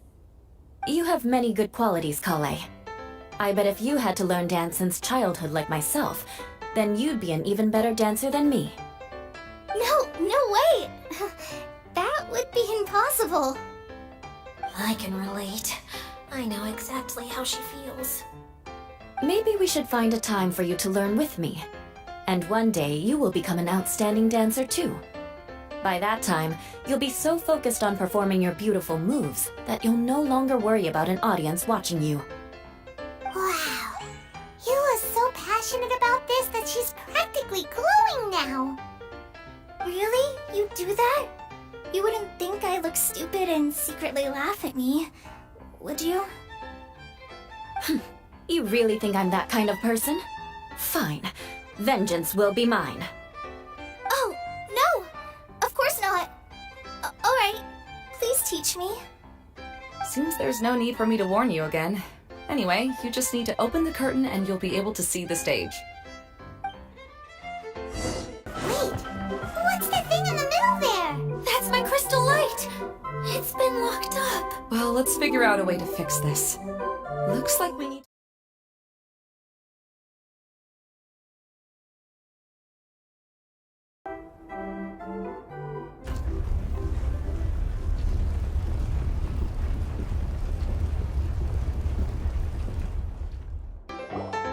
Hello? Is anyone here? If you can hear me, please help! Lessig Lawrence? Who are you? Who has the audacity to utter my full name? You sure don't look like you're in any condition to be talking like that. Yep. He's a member of the Lawrence clan, all right. Even though he's hanging on by a thread, he still insists on clinging to meaningless etiquette. You? What are you doing here? Huh. Have you come here to mock me, Eula? If you would just think for a moment, it should be pretty obvious why we are here. Yet, now you're intentionally trying to provoke me? Of course, you don't have to accept my help. After all, aristocrats are naturally superior and need no help from others. Yes, thanks for the reminder. I don't need help from the likes of you. I don't think he really means it, Eula. His tone was harsh, but he keeps glancing at you from the corner of his eyes. It's my opinion as the healer that he needs help. Okay.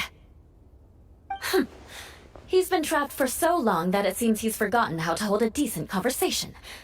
How ridiculous. Let's go. We'll leave the stage to this person who'd rather save face than save his own life. Hey, no, wait! Halt! You cannot just leave me here. We're both of the Lawrence bloodline after all. Helping me when necessary certainly won't tarnish your prestige. If anything, my embarrassing predicament will be overshadowed by your virtuous deed. We must uphold the prestige and dignity of the family. This is the best reason you could come up with? You think tacking on the word family will be enough to talk me into helping you? You should be ashamed for your careless actions. It's because of you that we all had to come here. Seems everyone in the Lawrence clan is this way. They'll do anything to save face. All right. Looks like it's time for the mascot to step in. Here you go. One for Eula, and one for Lessig. What is this? Candy? Thanks. Oh, the smell. It's just like the aroma I smelled coming from the lens. Yes, that's right. Enjoying something sweet always lightens the mood. Oh, thank you, Miss Mascot. I certainly do feel much better now. So he's willing to thank someone else, but not me. Eula has been worrying about you the past few days and asked me several times regarding how to find you. But now that you two have been reunited, I won't have to keep answering her questions anymore. Oh, I'm so happy. Let me clarify one thing. I don't care what happens to him. If you're going to keep saying nonsense like this, then... Eula will never admit that she actually cares about him. Yeah, you're probably right. If you're going to keep saying nonsense like this, then at least give me another piece of candy. Oh, sure. I still have more. Sorry, I admit my mistake. I know I've caused heaps of trouble for all of you. Why couldn't you have just said that earlier? I'm back. Oh? Have you already finished catching up? Why are you all looking at me? Oh, nothing. Don't mind us. All right, then let's clean things up here and keep working our way toward getting the crystal light fixed. There's no need to push yourself in your condition, Lessig. I'll take him and find some place for him to rest. I happen to be a little tired myself. All right. I'll leave my cousin to you then. You'd better rest up and regain your strength before we settle things, Lessig.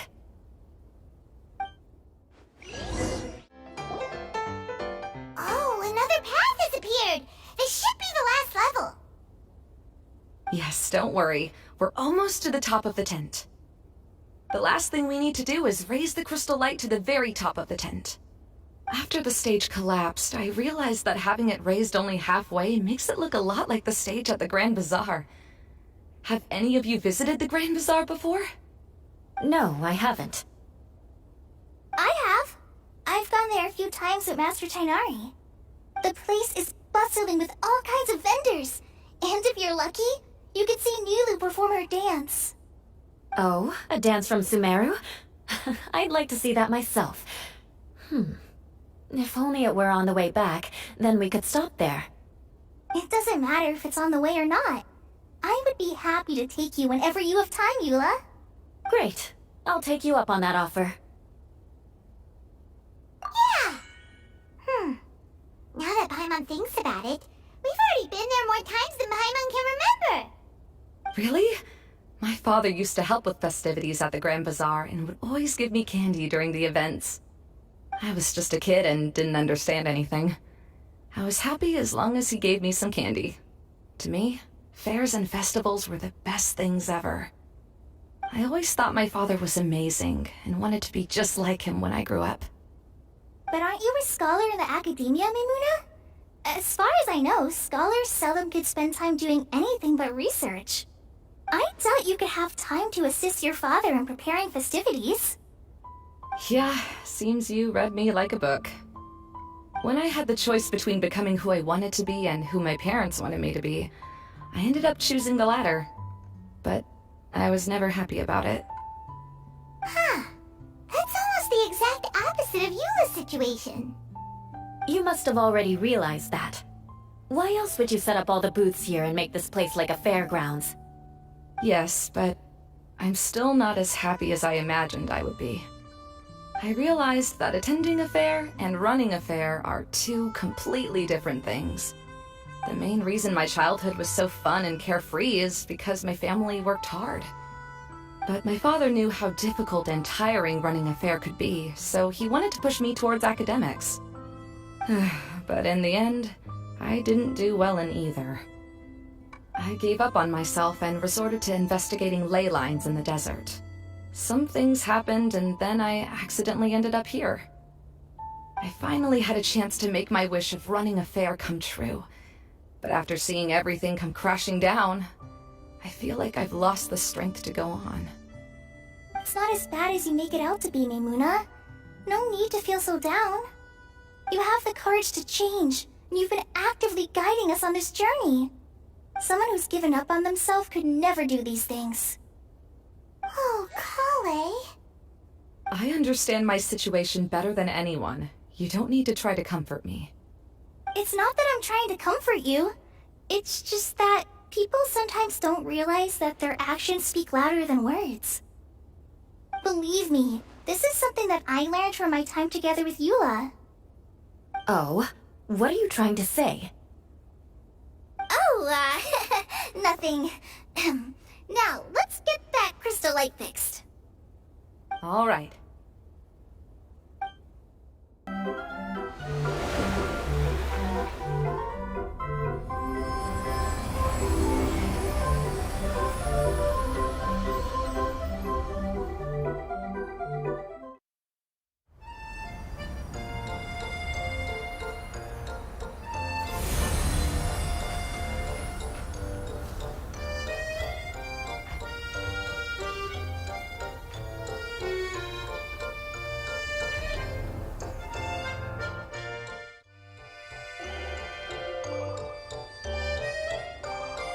Hey, Idea! We're back! Oh, I was starting to wonder what was taking you so long. But don't worry, Lessig is recovering well. I'm pretty good at taking care of people. Seems I've found another good thing about myself. I don't know if I should be worried for him or happy for her. The shadow. It's massive. Wait. The shadow just now. It's. Seems he still might need a little more time to recover. Tell me, did everything go well for you all? Of course. With a team like the Traveler, Paimon, Kale, and Eula, they're at least 40 times more reliable than you ever were.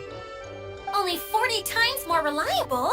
That means I'm still pretty good then.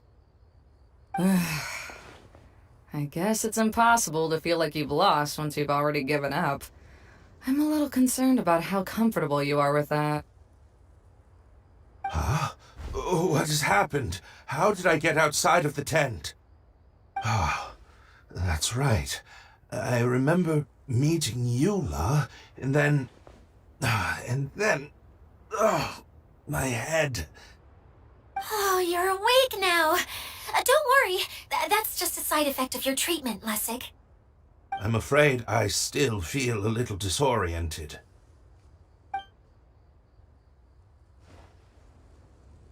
Lessig Lawrence. Oh, it's you, Eula. All right, I'll do it. I'll come back to Mondstadt with you and abandon my wild efforts to restore the Lawrence clan. Interesting. Now you want to talk. Seems like you've had a change of heart. In that case, maybe you'll be able to explain everything in detail for us now. I admit it, yes. I came here in hopes of finding a way to restore the Lawrence clan to its former glory. But it was a long journey, and I didn't always know the way. I passed through Liyue and Sumeru. There was even a time when I lost my wallet and had to live in the wild. But the peculiar thing is, I realized that nobody knew me out there, and not a single person even cared about the Lawrence clan. You and I are like glass pawns that were raised in shackles. We were taught to act like nobles, but outside the walls of our home, the people of Mondstadt despised us. Such pompous, hateful, and stubborn teaching. It all culminated to making us cling to the old aristocratic dogma in an attempt to maintain our pride. It's like a never-ending game of tug-of-war, but it is meaningless. You understand. Or I should say, you have already long understood. But I'm afraid that I have only just realized this. Paimon sorta understands what Lessig is saying. Everything he said is true. Your family is probably unaware that you've already changed how you see things. Yes, this has all happened recently. After coming to this domain, I realized the Mondstadt that I want is one where not everyone fears me. All that I and many other members of the Lawrence clan long for is a place where we can live peacefully with others. Lessig, both you and I never had anything to do with the glory of the Lawrence clan. That is all in the past. We are just ordinary people. I originally planned on returning to Mondstadt after taking care of things here.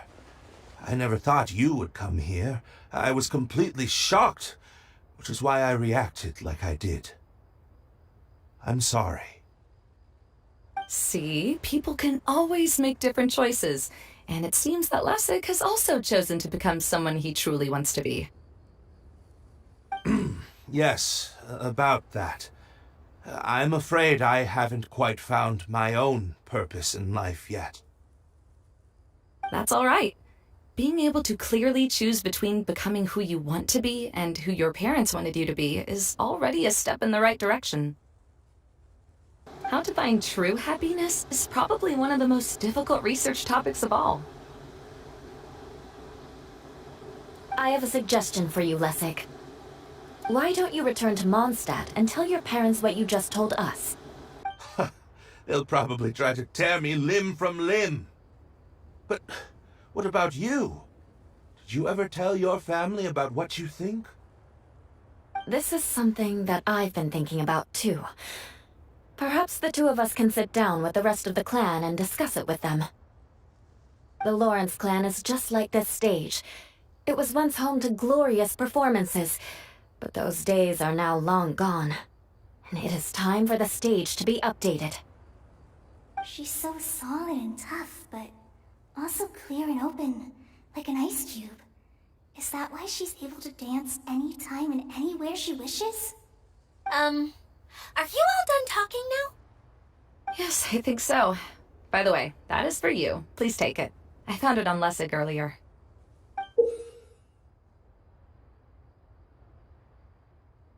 Oh, it's one of the missing components! Wait, so you had it all this time? Why didn't you give it to me earlier? Well, you didn't ask. All right, I admit it. I forgot about it. Okay, we'll let the Traveler hold on to it for now. Wait, this looks like... It looks pretty familiar. Have we seen one of these before? Ah, right! I also bought a similar box at the last festival. Yes, people often use this kind of box for candy at festivals. This was one of the materials originally used to create the tent. But now that the tent has been repaired, we no longer need it. Eating the candy from the box as an adult will never be as delicious as it was when you were a kid. But if you really think about it, there are way more things you can eat as an adult. Ah, So when it comes down to it, eating candy is sort of like life. It's just another choice. So, as of now, we've already collected 3 of the missing components. Only 1 more to go. I'm sorry that repairing the tent took so much of everyone's time. You should all head back and have a rest. I'll lead the way. Hey, Kokomi! You're already here! Oh, you're back. I trust your adventures to the forest went smoothly? Yep, you could say that. How about you? Up to anything today? Well, I suppose it's time I told you that as the divine priestess of Watatsumi Island, I shouldn't actually be here now. The truth is that a relic known as the Shinro Casket was lost from Watatsumi Island long ago. But recently, an orb matching the relic's description suddenly began emitting light, almost as if it was guiding people to it. This is what led me to find the relic's whereabouts. I wasn't lying when I said that. Coral has often told me that sitting at home reading light novels is not the best of practices, and that I should try to get out more. As I made my way from Watatsumi Island to Sumeru, I enjoyed a variety of breathtaking sights. It really is a beautiful nation. I even stayed in the rainforest for several days. I was surprised to find that the relic had ended up in the desert. I knew it was somewhere here, but I still couldn't pinpoint the exact location. Though I feel that Idia was not intentionally trying to hide anything from us, this domain does have plenty of secrets. I'm sure you've sensed that too.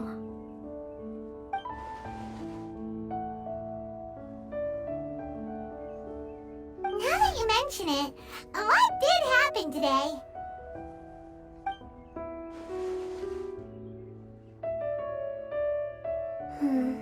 I see. When you found Lessig, did you also happen to find any clues related to this domain? I'm afraid that he was caught up in his thoughts and didn't pay attention to his surroundings. Actually, before the world was flipped upside down, this domain didn't look anything like this. Hey, everyone! Oh, I hope we're not interrupting your conversation. It's alright. You two did a lot today. Care to join me for a cup of tea? Sure! That would be perfect! Eula and I just made some snacks. Turns out Idia has a cooking stove and oven. Seriously, why didn't she mention it earlier? Oh, so did you make us some moon pies? No, I made something called storm crust pie. You should try one, traveler. And I made some pita pockets. You could try some, Kokomi. It should taste great with tea. Sorry. I should call you General. Oh, I would be happy to try some. By the way, Eula, how's your cousin doing now? Oh, him. You would never guess, but he's busy over by the oven now.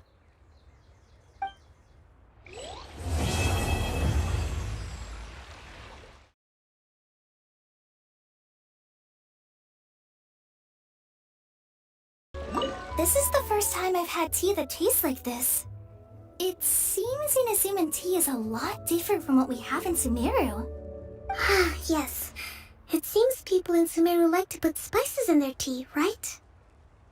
Yes, that's right. But I still can't get used to it. If I had to pick, I'd drink coffee, even though it gives me insomnia sometimes. Oh, how is everything? Discover anything new? Let me know if you find anything interesting. I want to ride the choo-choo cart with Miss General! Up, up, up, and whee! But, I guess the ride makes her a little dizzy. Ah, so you noticed. Very good. Was it the stars spinning in her dazed eyes that gave it away? Mm-hmm. Yesterday she said she had lots of little golden stars floating around her. But she seems to be doing a lot better today. If Mom were here, she'd probably say the stars are all fish that fell into the clouds. As a descendant of the illustrious Lawrence clan, I learned many skills during my journey. For example, baking flatbread. Good. This should be just the right amount of heat. I had no idea you knew how to bake. I thought you'd be the type who'd never get anywhere near the kitchen. I've been meaning to ask you. Do you have time later? Could you teach me how to make those delectable snacks of yours? Oh? But that might take some time. Besides, we're not here to get to know each other as family. So again, you're worried about our ties within the Lawrence family. Fine. But you said yourself that we're just ordinary people. So why don't we learn from each other like regular cousins would?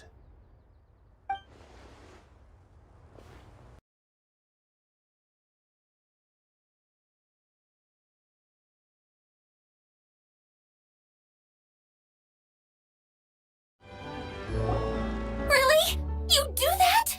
Oh, but that's too much. I can't. No, really, it's all right. We want to do everything we can for the domain.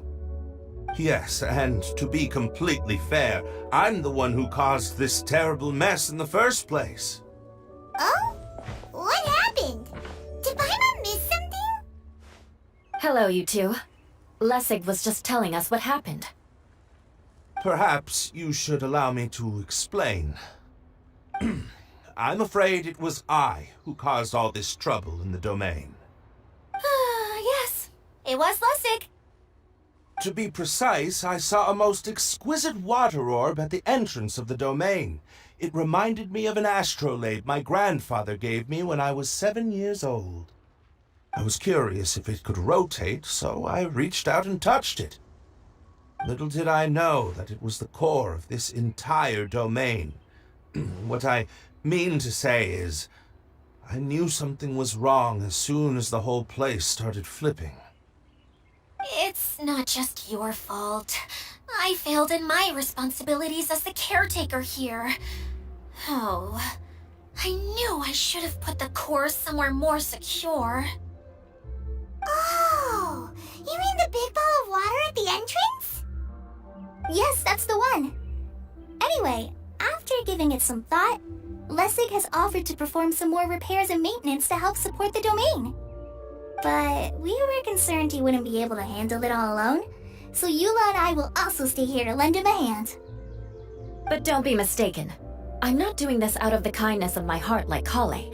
My job is purely to monitor and ensure that Lessig doesn't cause any more trouble here. Oh, sure. I don't think anyone's buying that anymore, Eula. Though I do remember that Amber mentioned we should just nod and agree when you act like this.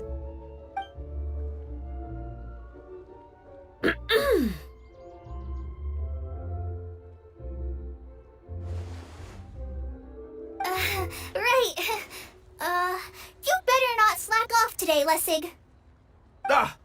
No, I'll get right to work. Either way, Lessig is going to be in charge of making lunch for everyone today. Yes, I'll do my best. No need to worry. What was that? I mean, thanks everyone for giving me a chance to redeem myself. I can already feel new strength kindled inside me. Ha ha ha. No, maybe that's just the heat of the oven. Very good. But you should conserve your strength. Many parts of the domain are still in disrepair, so we have a lot to investigate. Seems Adia has a little more pep in her step after finding others to help do the work. Now that you three are situated, we can focus on what the rest of us will be doing today. I'll go gather the others. We should get ready to leave as soon as possible.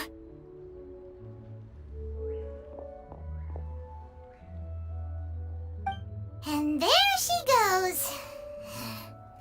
At least she seems to be happy. Maybe this is how it feels to be in charge.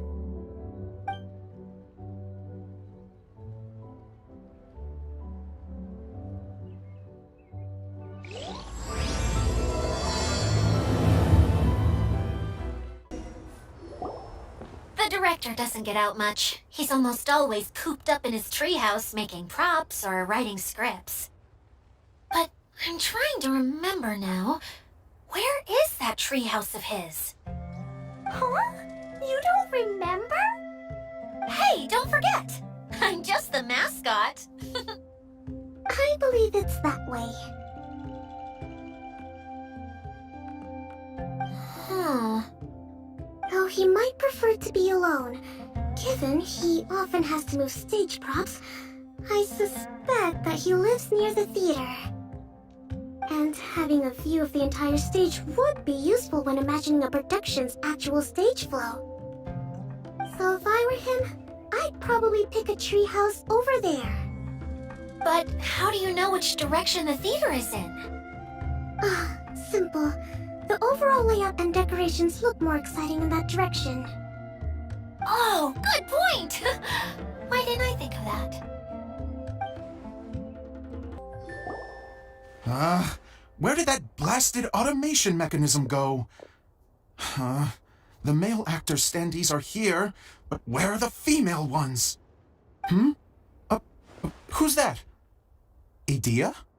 Yes, Sosimos! 'Tis I, Idea! How's that for a dramatic entrance? This is a surprise. I was sure you'd be... Curled up in a fetal position, crying to yourself? Wow, what a fascinating little creature. Did you just read my mind? The name's Paimon? And no, Paimon's no mind reader. Just call it an educated guess. It seems everyone shares a similar opinion about you, Idea. I knew from the start that a managerial role wasn't for me. But I found my true calling now. As a mascot! Mascot? Is that a new role? I don't remember casting you for that. Okay, enough about me. I'm just here to introduce you to some new friends of mine.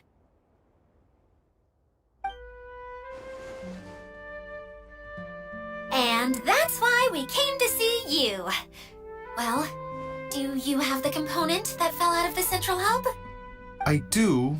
However, I'm afraid the incident has caused many malfunctions with the stage mechanisms, and I can no longer put on any performances. Okay, so you're holding the component ransom till we help you fix the mechanisms, huh? No, till we fix the stage, surely. I'd have thought he wants us to make some more props, no? Given that some of the standees are missing. Or maybe the component is broken and we need to fix it. You're all forgetting that the majority of his work involves writing scripts. I'll wager that he wants us to edit them. What has gotten into you all? What sort of person do you take me for, The component is safe and sound. I can give it to you now if you'd like. Although I was hoping that maybe you might be willing to help rescue my show? You're a big group. I have lots of roles to fill. It would really speed up the casting. A show? That sounds fun! I want to help! Can we? Also, truth be told, I've hit a bit of a roadblock in my script and was just thinking about how to move the story forward. And then you all showed up. Suddenly, I got my muse back. I don't know how to explain it, but something about seeing all of you finally helped me figure out how to continue my script. Huh? You mean that story you've been stuck on forever? Are you serious? You really think you can finish it now? Yes, really. Just give me a little time, and I'll write it all up. In the meantime, I'll leave things to you, Idea.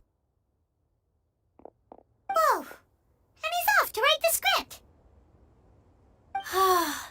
Zosimos has always wanted to write an epic story about a thief and a mage. Apparently, he got the idea from some rumors that were swirling around, but he only got as far as writing the intro before writer's block set in.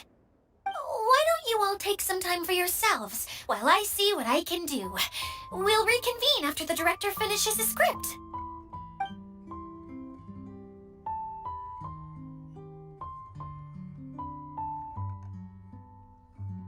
A director, my friends, is a storyteller. And the key ingredient to every good story is inspiration. The moment I laid eyes on General Sangonomiya, inspiration hit me for a brand new character. The heroine was the missing piece of the puzzle. The rest of the story flowed naturally from there, and now it's finished. So please, take a look through your scripts, and we will tell this story together.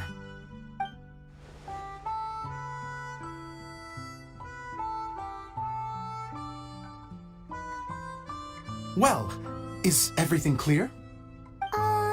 Director Zosimos, how do you pronounce this word? Let me see. That's sojourn. It means to stay for a while. This is a very cute moment, so let's make sure that comes through in the performance. Oh, wait! There's another word I don't know here. It's okay, Klee. We can go through your lines together a few more times after this meeting's over. That would be most appreciated, Kaya. I had a feeling about you, actually. You seem to know a thing or two about character acting. Tell me, have you acted before? You're too kind. It's all in the script, really. It just rolls off the tongue. Oh, you think so? Well, you definitely have a knack for it. I've actually been looking out for someone with your talent. If I make it as a big-time director, then I can see us working together for the long term. Be sure to stay in touch, okay? You and I are gonna go places. What can I say? Sounds good to me. Great. Fantastic. Now then, please go through your scripts one more time. But don't just read the words. Remember my notes, and really let the character inhabit you. I need to have a look at the stage, so I'll leave you to it. If you need me for anything, I'll be in the big theater right in the center of this area.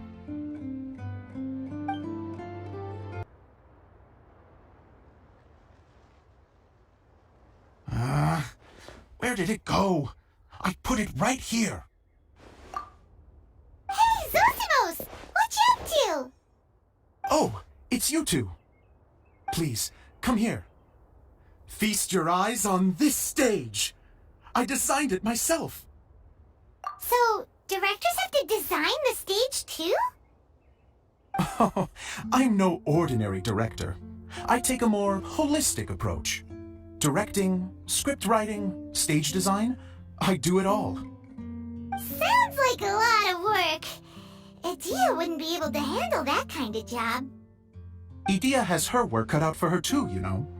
She's my one and only member of the audience, though she often criticizes my shows. Well, she just says what she thinks. You don't know how to write, or this is getting ridiculous. I think it's because I use preprints in a way that she feels goes against what they're intended for.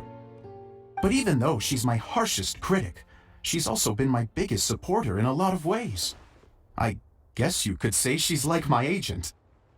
I'm very grateful to her. I've always dreamed of being a director, but I've never had the chance until I came here. So, what did you do before you came here? Like I said, I dreamed. From a young age, every time I came home after a show, I'd go over the story again and again in my mind. Growing up, my biggest aspiration was to be a director. Unfortunately, I couldn't offer much beyond my practical skills, so I ended up spending most of my time as a prop designer and doing a bit of set design on the side. Don't get me wrong, I do love building the set, but nothing satisfies me more than putting on my very own show. No wonder you only wrote director on the sign. Exactly. You're not doing a great job of convincing me that you're not a mind reader. By the way, could I ask you for your help with something? I'm having trouble finding the master script, and I'll need it shortly. The one you only just finished writing? You lost it already? Yeah. After I handed everyone their copies, I held on to my master copy while I was checking on everything around the theater. I must have dropped it somewhere. If it's not here, then it might be in the attic. These are the only two places I've been since I finished writing it. But, I still have some things to do to get the stage ready.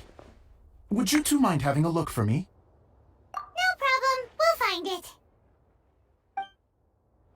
The thicket board's mechanism should be functioning. Let's see. There's the lights. Oh, and the microphones.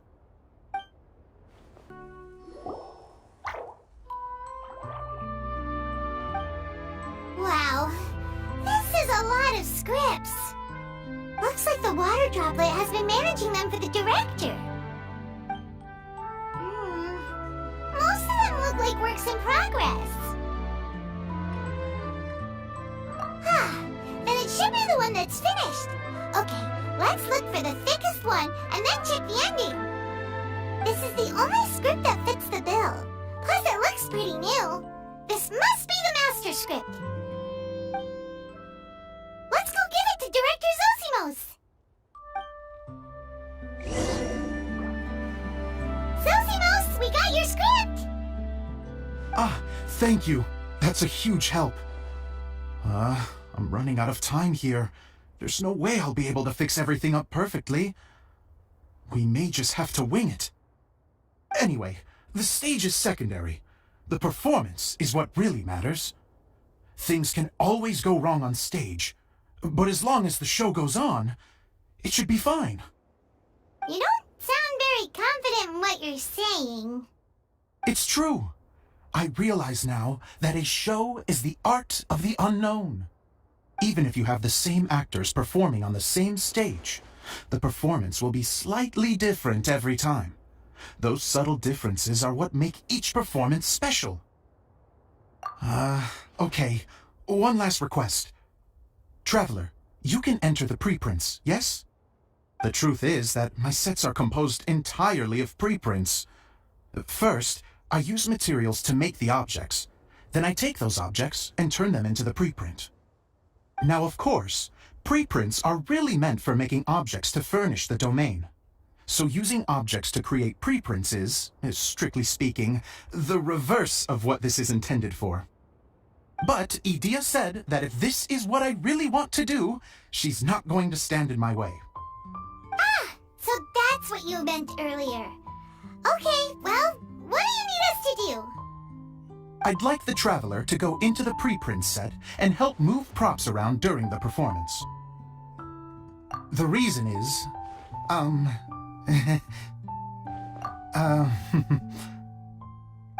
Paimon gets it now. If you're busy directing, moving the props, and operating all the mechanisms, you never get the chance to watch the show. Yes, I know that I'm no master playwright, but still. Even if it really is a half-baked script, with shoddy writing and moments of sheer ridiculousness, I'd still like to see it for myself, just once. Hard to turn a guy down after a speech like that. Thank you. Genuinely, I'm so grateful.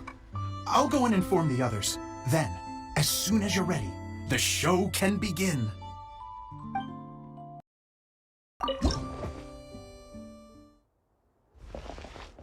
Long, long ago, there was a great thief. He lived in a land where the light did not shine, where all suffered in the darkness. People call me? Sorry, Kaya. Directly into the microphone, please. Otherwise your voice'll, you know. Okay. They call me the Dagger Bandit, but no one sees that I rob the rich and give to the poor. Here in the dark, evildoers run rampant in the shadows, while the good, honest folk stumble blindly on, just trying to find a way through.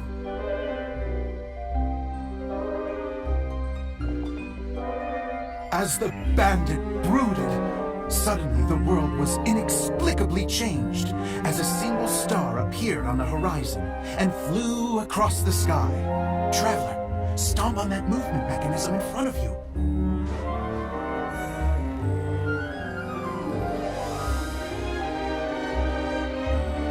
Light.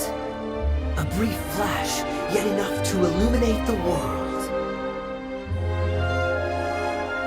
If I can find the source of that light, I can shine it into the darkness, and the people will suffer in blindness no longer.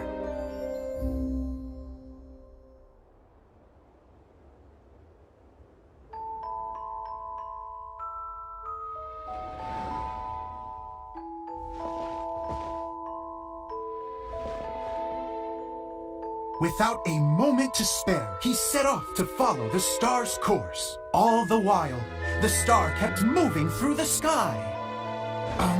Traveler, the star kept moving through the sky.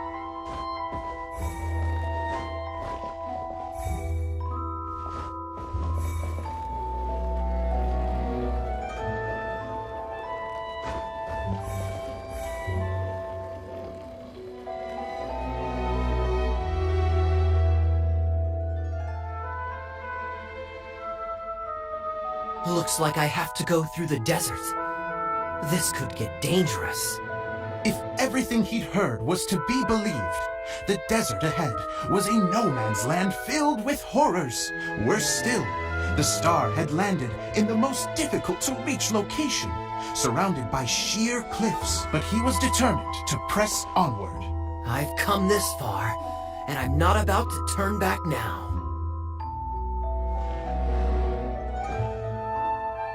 The Dagger Bandit trekked deep into the desert wasteland. Yet when he finally arrived at his destination, he found not a fallen star, but a young girl, dressed in white. How strange.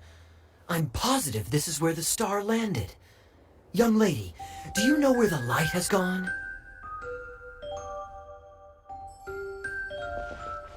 The girl replied, Traveler from afar, the light you seek is only a bottled flame. But the flame has now died, and its light is long gone. A bottled flame? Yes, it was a gift from another. And so, the girl began to tell the story of how the bottle came into her possession. The girl hailed from a kingdom that sat atop the waterfalls. But when the reigning dynasty fell and a new one seized power, she and her people fled for their lives. A thick fog began to fill the air as she made her way through the forest, and dense thickets tried to block her path.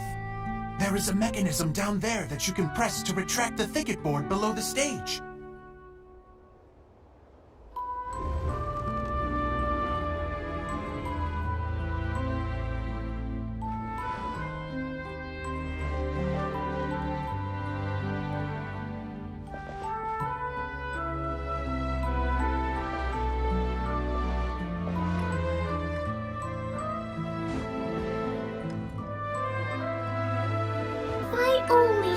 To guide me through this wretched forest, then I could survive.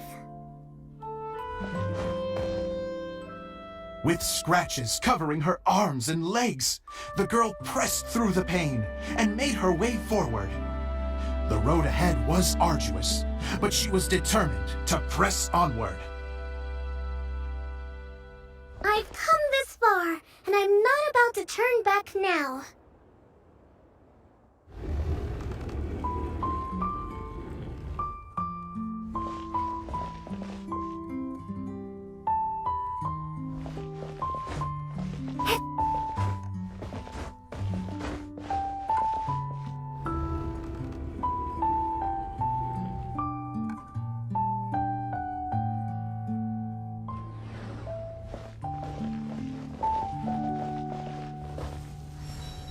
But just as she was drawing near her destination, a huge stretch of thorns and brambles suddenly came into view.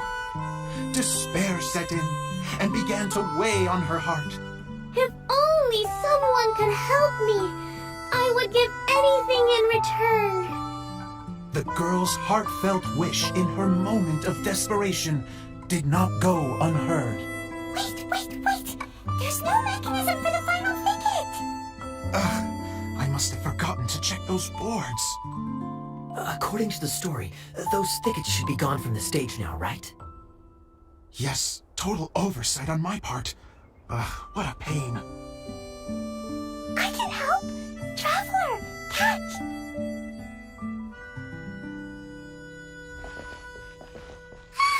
It's a Jumpy Dumpty!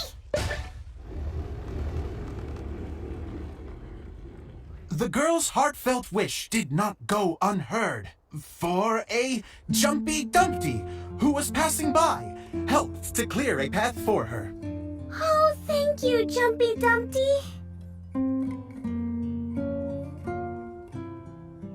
And so the girl continued her journey deeper into the forest. But what she found there was not a lamp, but a mage glowing with fire. So, just to clarify, it was supposed to be the mage who helped burn a path through the thicket. Save it for the end, man! The mage took pity on the girl and handed her a bottle. Then, the mage began to tell the story of how the bottle came into her possession. The fiery mage had an adventurous spirit and enjoyed taking long journeys. On one such journey, while taking rest in an oasis, she found a beautiful bottle by a crescent-shaped lake. Klee, quick! Get in the light! She was an extraordinary mage, with the power to grant people their wishes. She turned the bottle into a thing of equally extraordinary power. But the only place that it could make wishes come true was inside of the bottle. Oh me, oh my! Look at this wonderful bottle of mine! It could make a fine toy! But better still, a sojourner's home! The fiery mage blew into the bottle, allowing it to grant one single wish outside its glass walls. Oh, am I supposed to blow into it? Wow, it lit up! A flame was kindled within the bottle, and it began to glow a fiery red, just like the mage herself.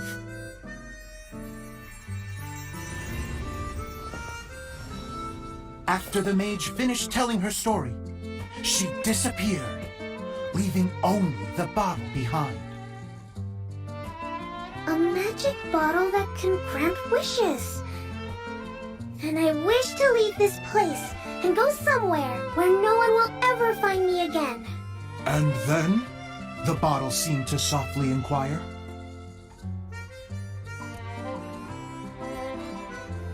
I don't know. The flame in the bottle faded as the girl's single wish was granted, and she found herself in the middle of the desert, far away, where no one could ever find her.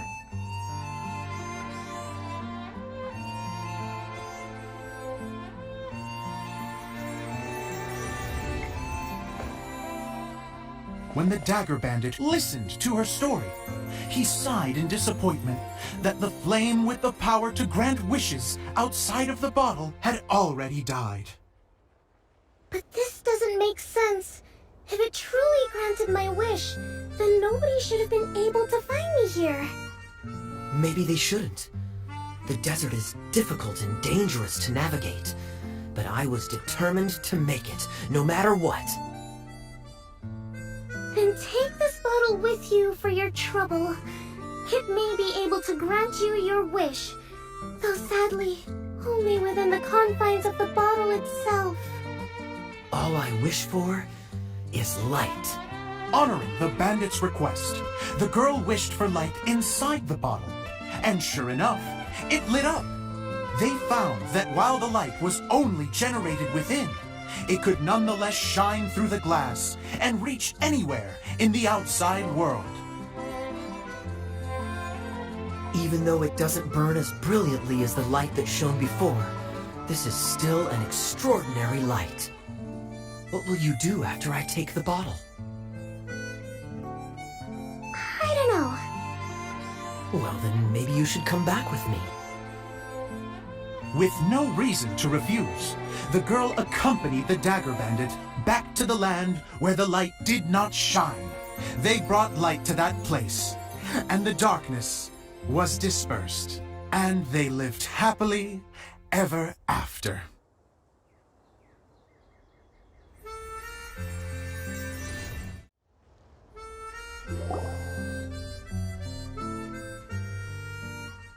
And we're done! Seems the show went pretty well.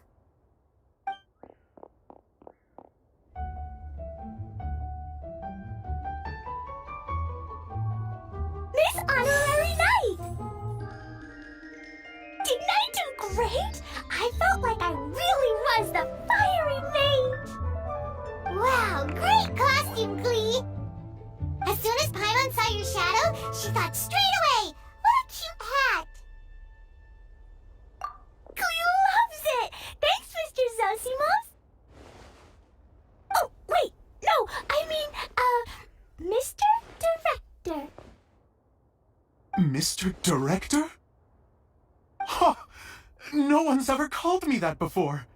Thank you. My dear little mage, thank you so much. Oh, I'm so happy.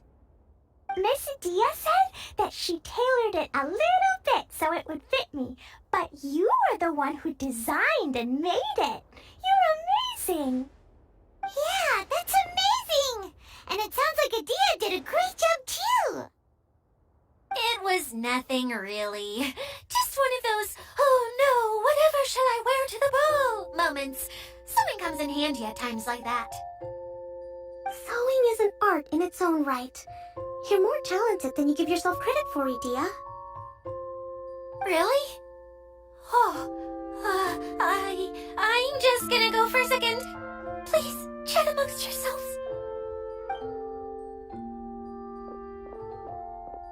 She gets embarrassed so easily. She really can't handle being in the spotlight. Idia's a sensitive person and doesn't have a whole lot of self-confidence. I hope all the excitement hasn't brought her to tears. Oh, I'm a little worried. Don't worry. I'll go make sure she's okay. I'll see you all later.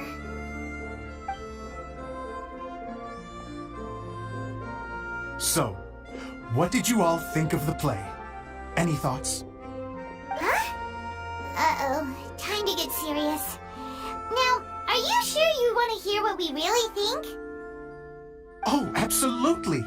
I had the courage to ask, didn't I? So, don't mince your words. Go ahead. Speak your mind. I can take it.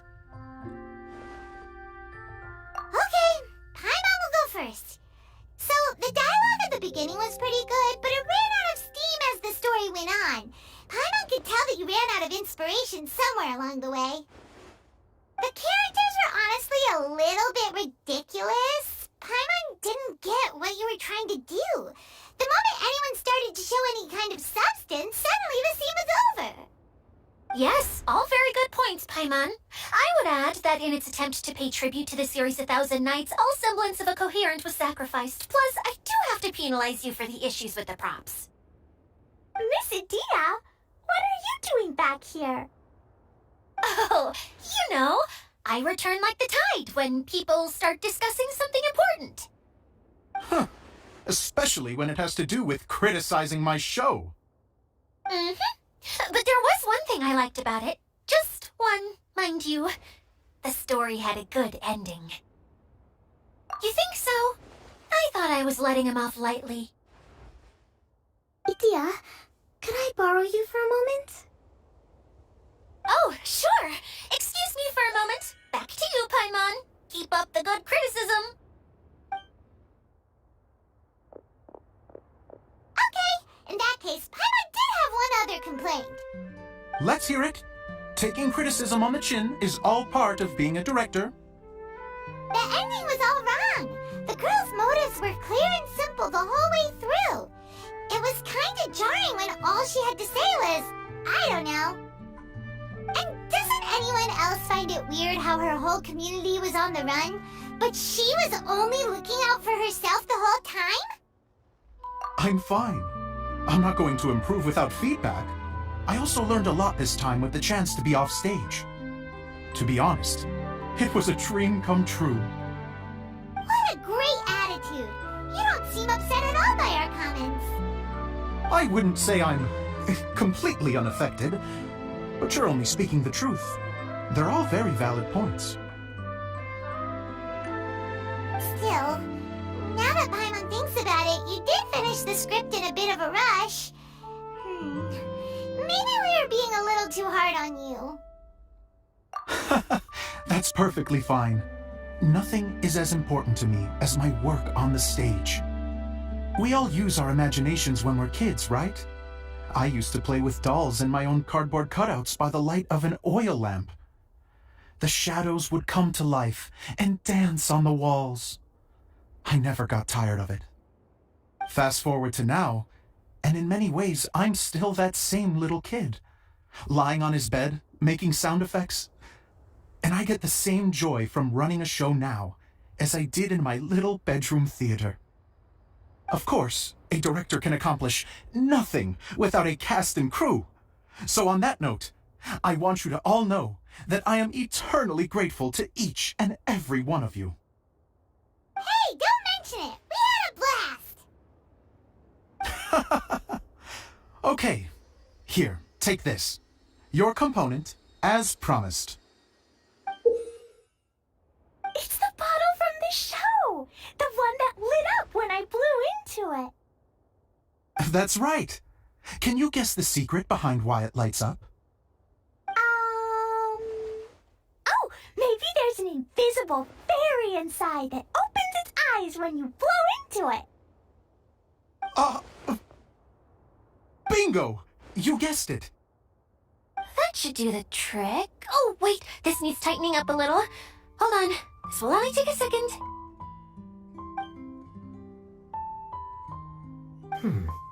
This outfit's more fashionable than I imagined. Excuse me, everyone. Do you have a moment? Especially you, Zosimos. Idia wants to do a little something for you. She says it'll be a dream come true. A dream come true? Yes. She said that as useless as she is, she wants to do something for you as the first person to have heard of your dream of being a director. Her words, not mine. I have to disagree, though. I have never thought of Idia as a useless person. How is this suddenly about me?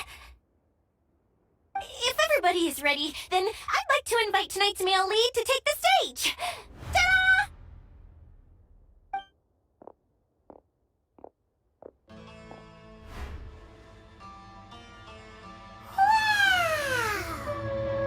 Cool! Kaya's turned into the real Dagger Bandit!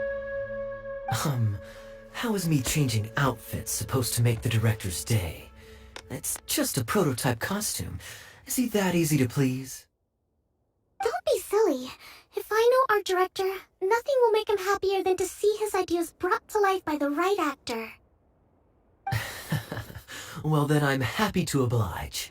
Who am I to argue with the star of the show? Zosimos drew up countless designs and made a few prototypes before landing on this one. It just needed some tailoring to fit properly, so I made a few stitches here and there. I hope the result isn't a disappointment. Oh, it's perfect. Idia, I'm... Oh, I'm so touched. Thank you all. You've made me happier than I ever thought I could be.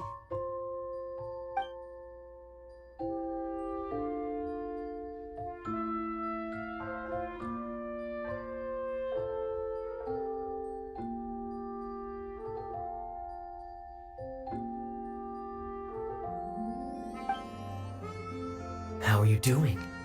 Recovered? Oh, I'm good. Thank you again, Idia. Oh, please, don't mention it. Well, now that we have the final component, it's time to say goodbye for now. Let's head to the core of the Veluria Mirage and get this place fixed up. Can I keep wearing my costume? Please do, by all means. Both of you can keep your costumes. It seems only fair. Yay! Kaya, keep wearing yours too. It looks amazing. I agree with our mage. I'm sure it's not every day you get to play such an unforgettable character. Sure. I think I can be a bandit for a little longer. Bye-bye, Mr. Director. Take care, my dear friends. Oh, Eula and Kale! You got back before us! Yes.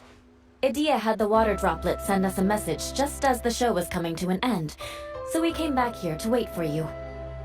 How is Lessig doing? He finished all the maintenance work, but it took a lot out of him.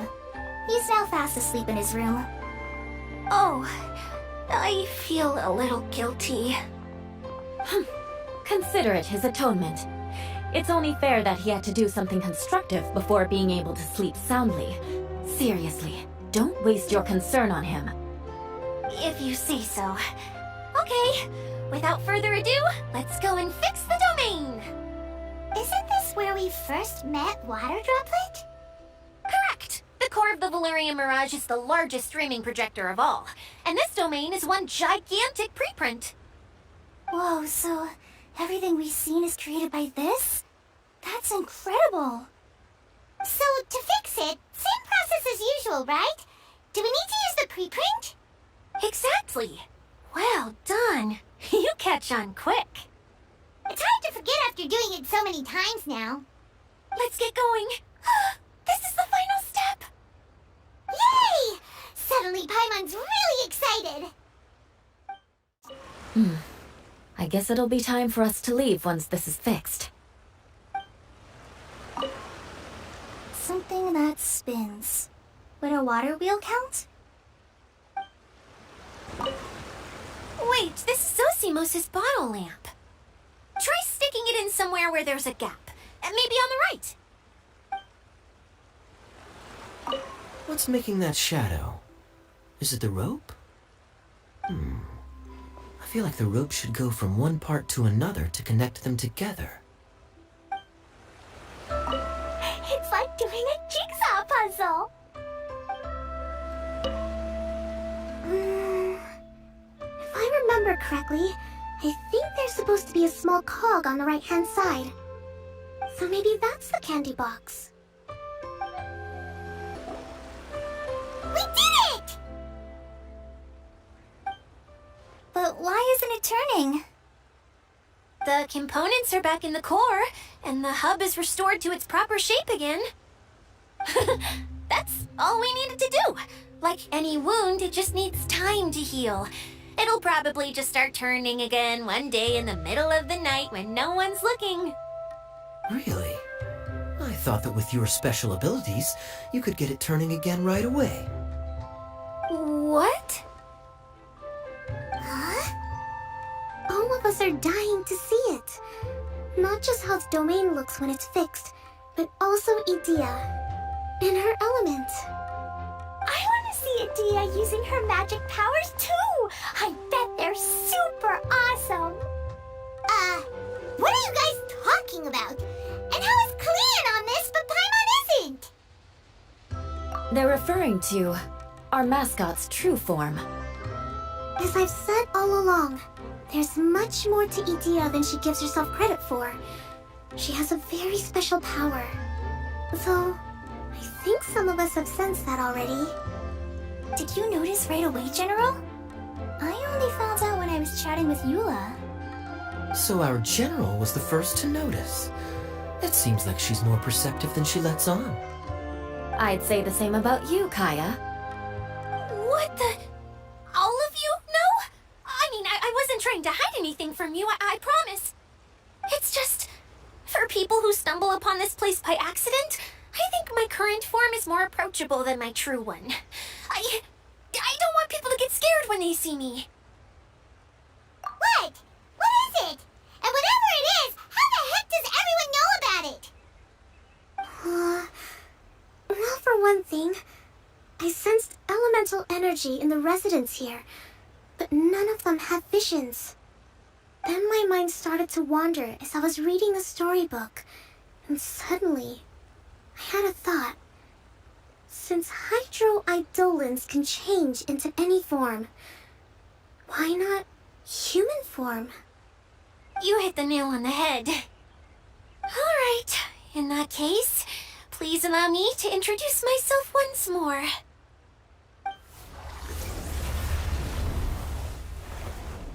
I am an Oceanid who was exiled here when the former Hydro Archon passed away. My name is Adia. Wow, Adia! You're so pretty! Now that I'm in my true form, I suddenly feel a little embarrassed talking to you all. You look stunning. You should be flaunting this look at every opportunity. Oh, come on. I'm too shy. Wait, so does this mean that all the people we met in here are actually... I'm guessing that the human counterparts to these Hydro alter egos are long gone. That's right. When they wanted to leave, I took them to the edge of the desert. The components are in fact gifts that they gave to me before they left. But I'm always curious about what brings people here, so I used the streaming projector to bring their wishes to life. The power to grant wishes, but only within the confines of the bottle. Exactly. It's a truly extraordinary light. I've just realized something. When the components fell from the core, it appeared as if they had returned to their respective owners.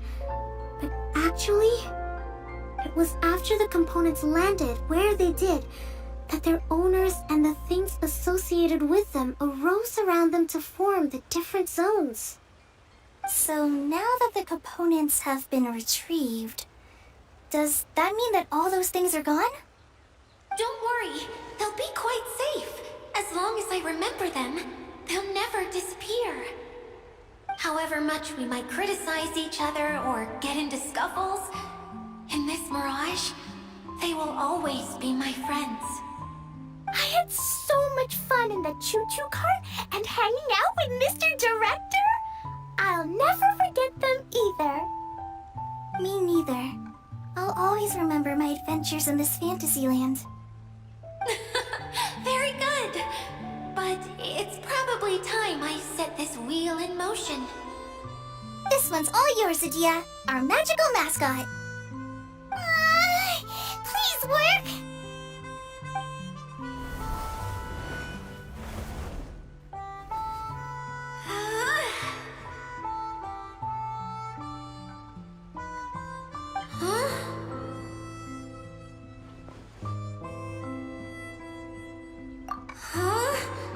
That's strange. Nothing happened. Has it lost some power because of the incident? Oh, crumbs. Not now. Not right off the back of everyone putting me on a pedestal and me acting like this is going to be my big moment. Oh. Someone get me a bottle. I'm hiding myself away. See you in 100 years. You're already in a bottle. What now? This was the only way! Now I'll never be able to show you how the Valyria Mirage is supposed to look. Hold on. I have an idea. Yes, General Sangonomiya? I'm all ears. If it's okay with you, would you let me borrow the Shinro casket from the domain's core? Ah, the Shinro casket. That sounds familiar. 1 second. Here. Is this it? Wow! A huge shell! It's the relic that Kokomi mentioned earlier! So this is where it's been hiding! It was once a ritual vessel used for making offerings in the Moon Shrine. It's made from the remains of a yokai called the Shinkiro, and it can listen to the wishes of those who come to pray to build up Shinki, which gives it its power. Several centuries ago, the relic was lost when the last prefect of Yashiori died in battle. Its final resting place was unknown. The pearl that goes with it should be able to sense the casket's location. But when, unbeknownst to anyone at the time, the casket disappeared inside the core of the Valyria Mirage, the pearl's light died out. Huh? How come? Well, imagine it was a sound instead of light. If the room is too big, you can't hear anything from outside the door, can you? Oh, I get it now. The shell must have been having too much fun one day and got locked in the solitary confinement room. I understand now, too. The core has been wearing out recently. That's why you were able to follow the pearl all the way here. To get back to the story, without the offerings at the shrine, this vessel quickly loses its power. Yet countless people who have visited this domain brought their wishes with them and left a small piece of themselves behind along with their gifts. These have the same effect as the offerings at the shrine. Wow! I never knew this thing was so powerful. It is. Powerful enough to help you repair the Valyria Mirage with any luck. But what do I do with it? It's simple. We just need to awaken it by telling it what we wish for. For example, my name is Sangonomiya Kokomi, the divine priestess of Watatsumi Island. And my wish is to use my critical thinking and strategic planning skills to bring a little more joy into the lives of my fellow Watatsumi Islanders, as well as the lives of everyone I cherish. Itia, what do you wish for? Me? My wish is that all those who have sojourned to the Valyria Mirage in the past will achieve what they truly wish for. Not just in this domain, but out there, too. Even though I know full well that trying to build a railway in the outside world is just a pipe dream, and that Maimuna will probably just go back to being a scholar. And I know that Zosimos has a lot of improving to do as a playwright. It's going to be tough for him back in Fontaine. Chasing your dreams is hard work. Despite all of that, I still hope that somehow, someday, they will achieve their dreams.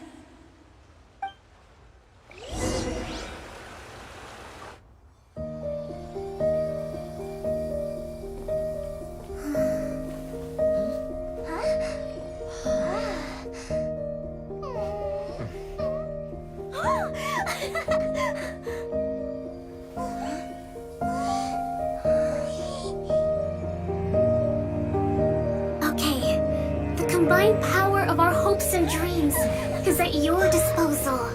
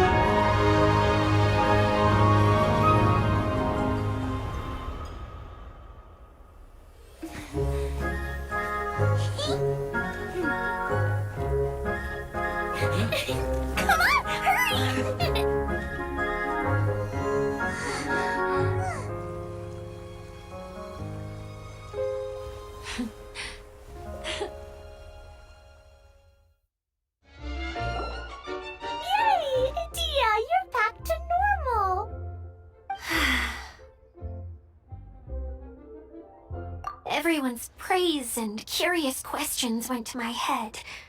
I said so many things I'm so ashamed of, and I lost the courage to live on. Please don't say that. Yours was a noble wish. Yeah, and you weren't granting wishes for yourself. You did it for other people. I have friends like that too. Other people's hopes and dreams are what motivate them.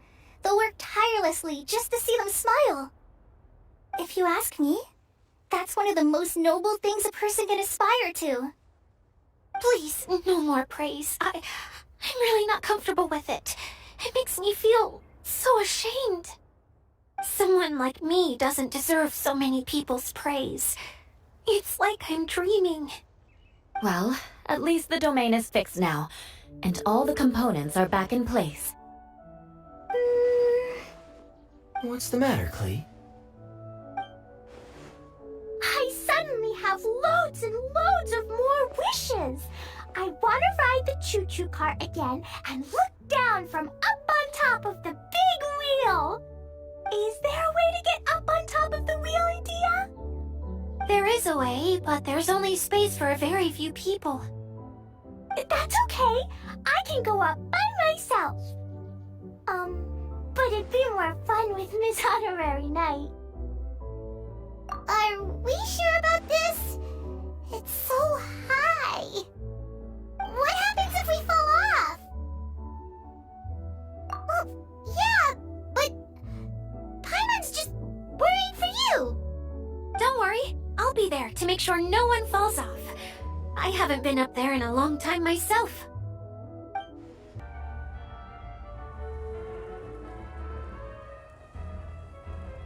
Whenever people have to leave this domain, I like to come up here and spend some time alone after I've seen them out. They're always overjoyed when they first arrive and start bringing their imaginations to life. But once they realize that they can't take anything home with them, they get upset. Some of them can't bear to leave. Others regret ever setting foot in this place. Do you ever get sad, Edea? I feel lonely at times, but not sad. A lot of people destroy everything they created before leaving, but some don't, like the residents you met. Before they left, they asked me to make replicas of themselves using hydroidolins. Then they tasked these replicas with maintaining everything they built here, as if this was their way of keeping their dreams alive. That's beautiful. Yeah, I don't know how they're faring in the outside world, but just the thought that one day they might achieve their dreams and live on the outside just as their counterparts do in here, that's enough to make me happy. It feels like I'm here waiting for them in the future, where they've achieved everything they wanted. Really? I just think that every dream, every wish is like a flame in a bottle. Whether someone is still working towards their dream or living it already, as long as whenever they think back to that spark of light within them, it still makes them smile fondly. That's all it takes. Well, I feel super happy right now. Then I guess I finally paid Alice back after all these years. Funny to think I've been in the middle of a desert this whole time. It's just a giant muddy swamp to me. Time for Paimon to give you a nickname! Mud Fairy! Watch out for Edea the Mud Fairy! How dare you mock me! Roar! I'll gobble you up in one mouthful! I'm still embarrassed to have shown you my uglier side, but I'm glad the Valorium Mirage is up and running again. This place is going to be bustling with activity again soon enough. I hope you'll take some time to enjoy yourselves. Yep, I want to get everyone together for one last ride on the choo-choo cart.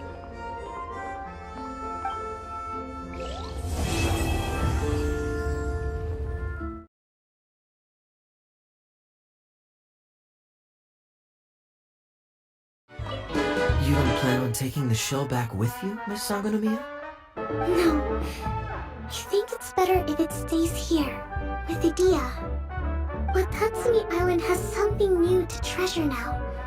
And slowly but surely, people are seeing progress in pursuing their aspirations.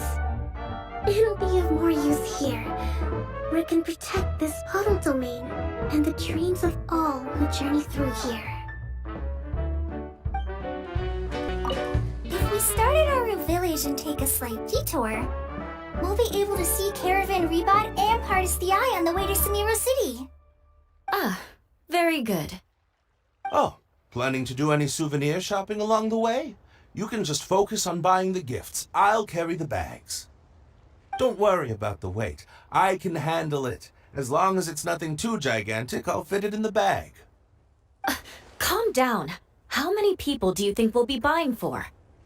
Mom, Albedo, Master Jean, Razor, ooh, and Diona, and Mona, and Fischl?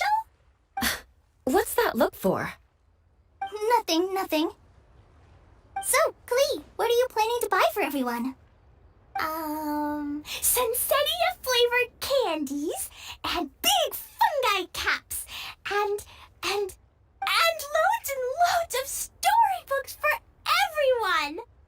But I haven't decided what to get for Mom yet. There's no rush. Let's see what they've got. And if you're still unsure, we can help you decide.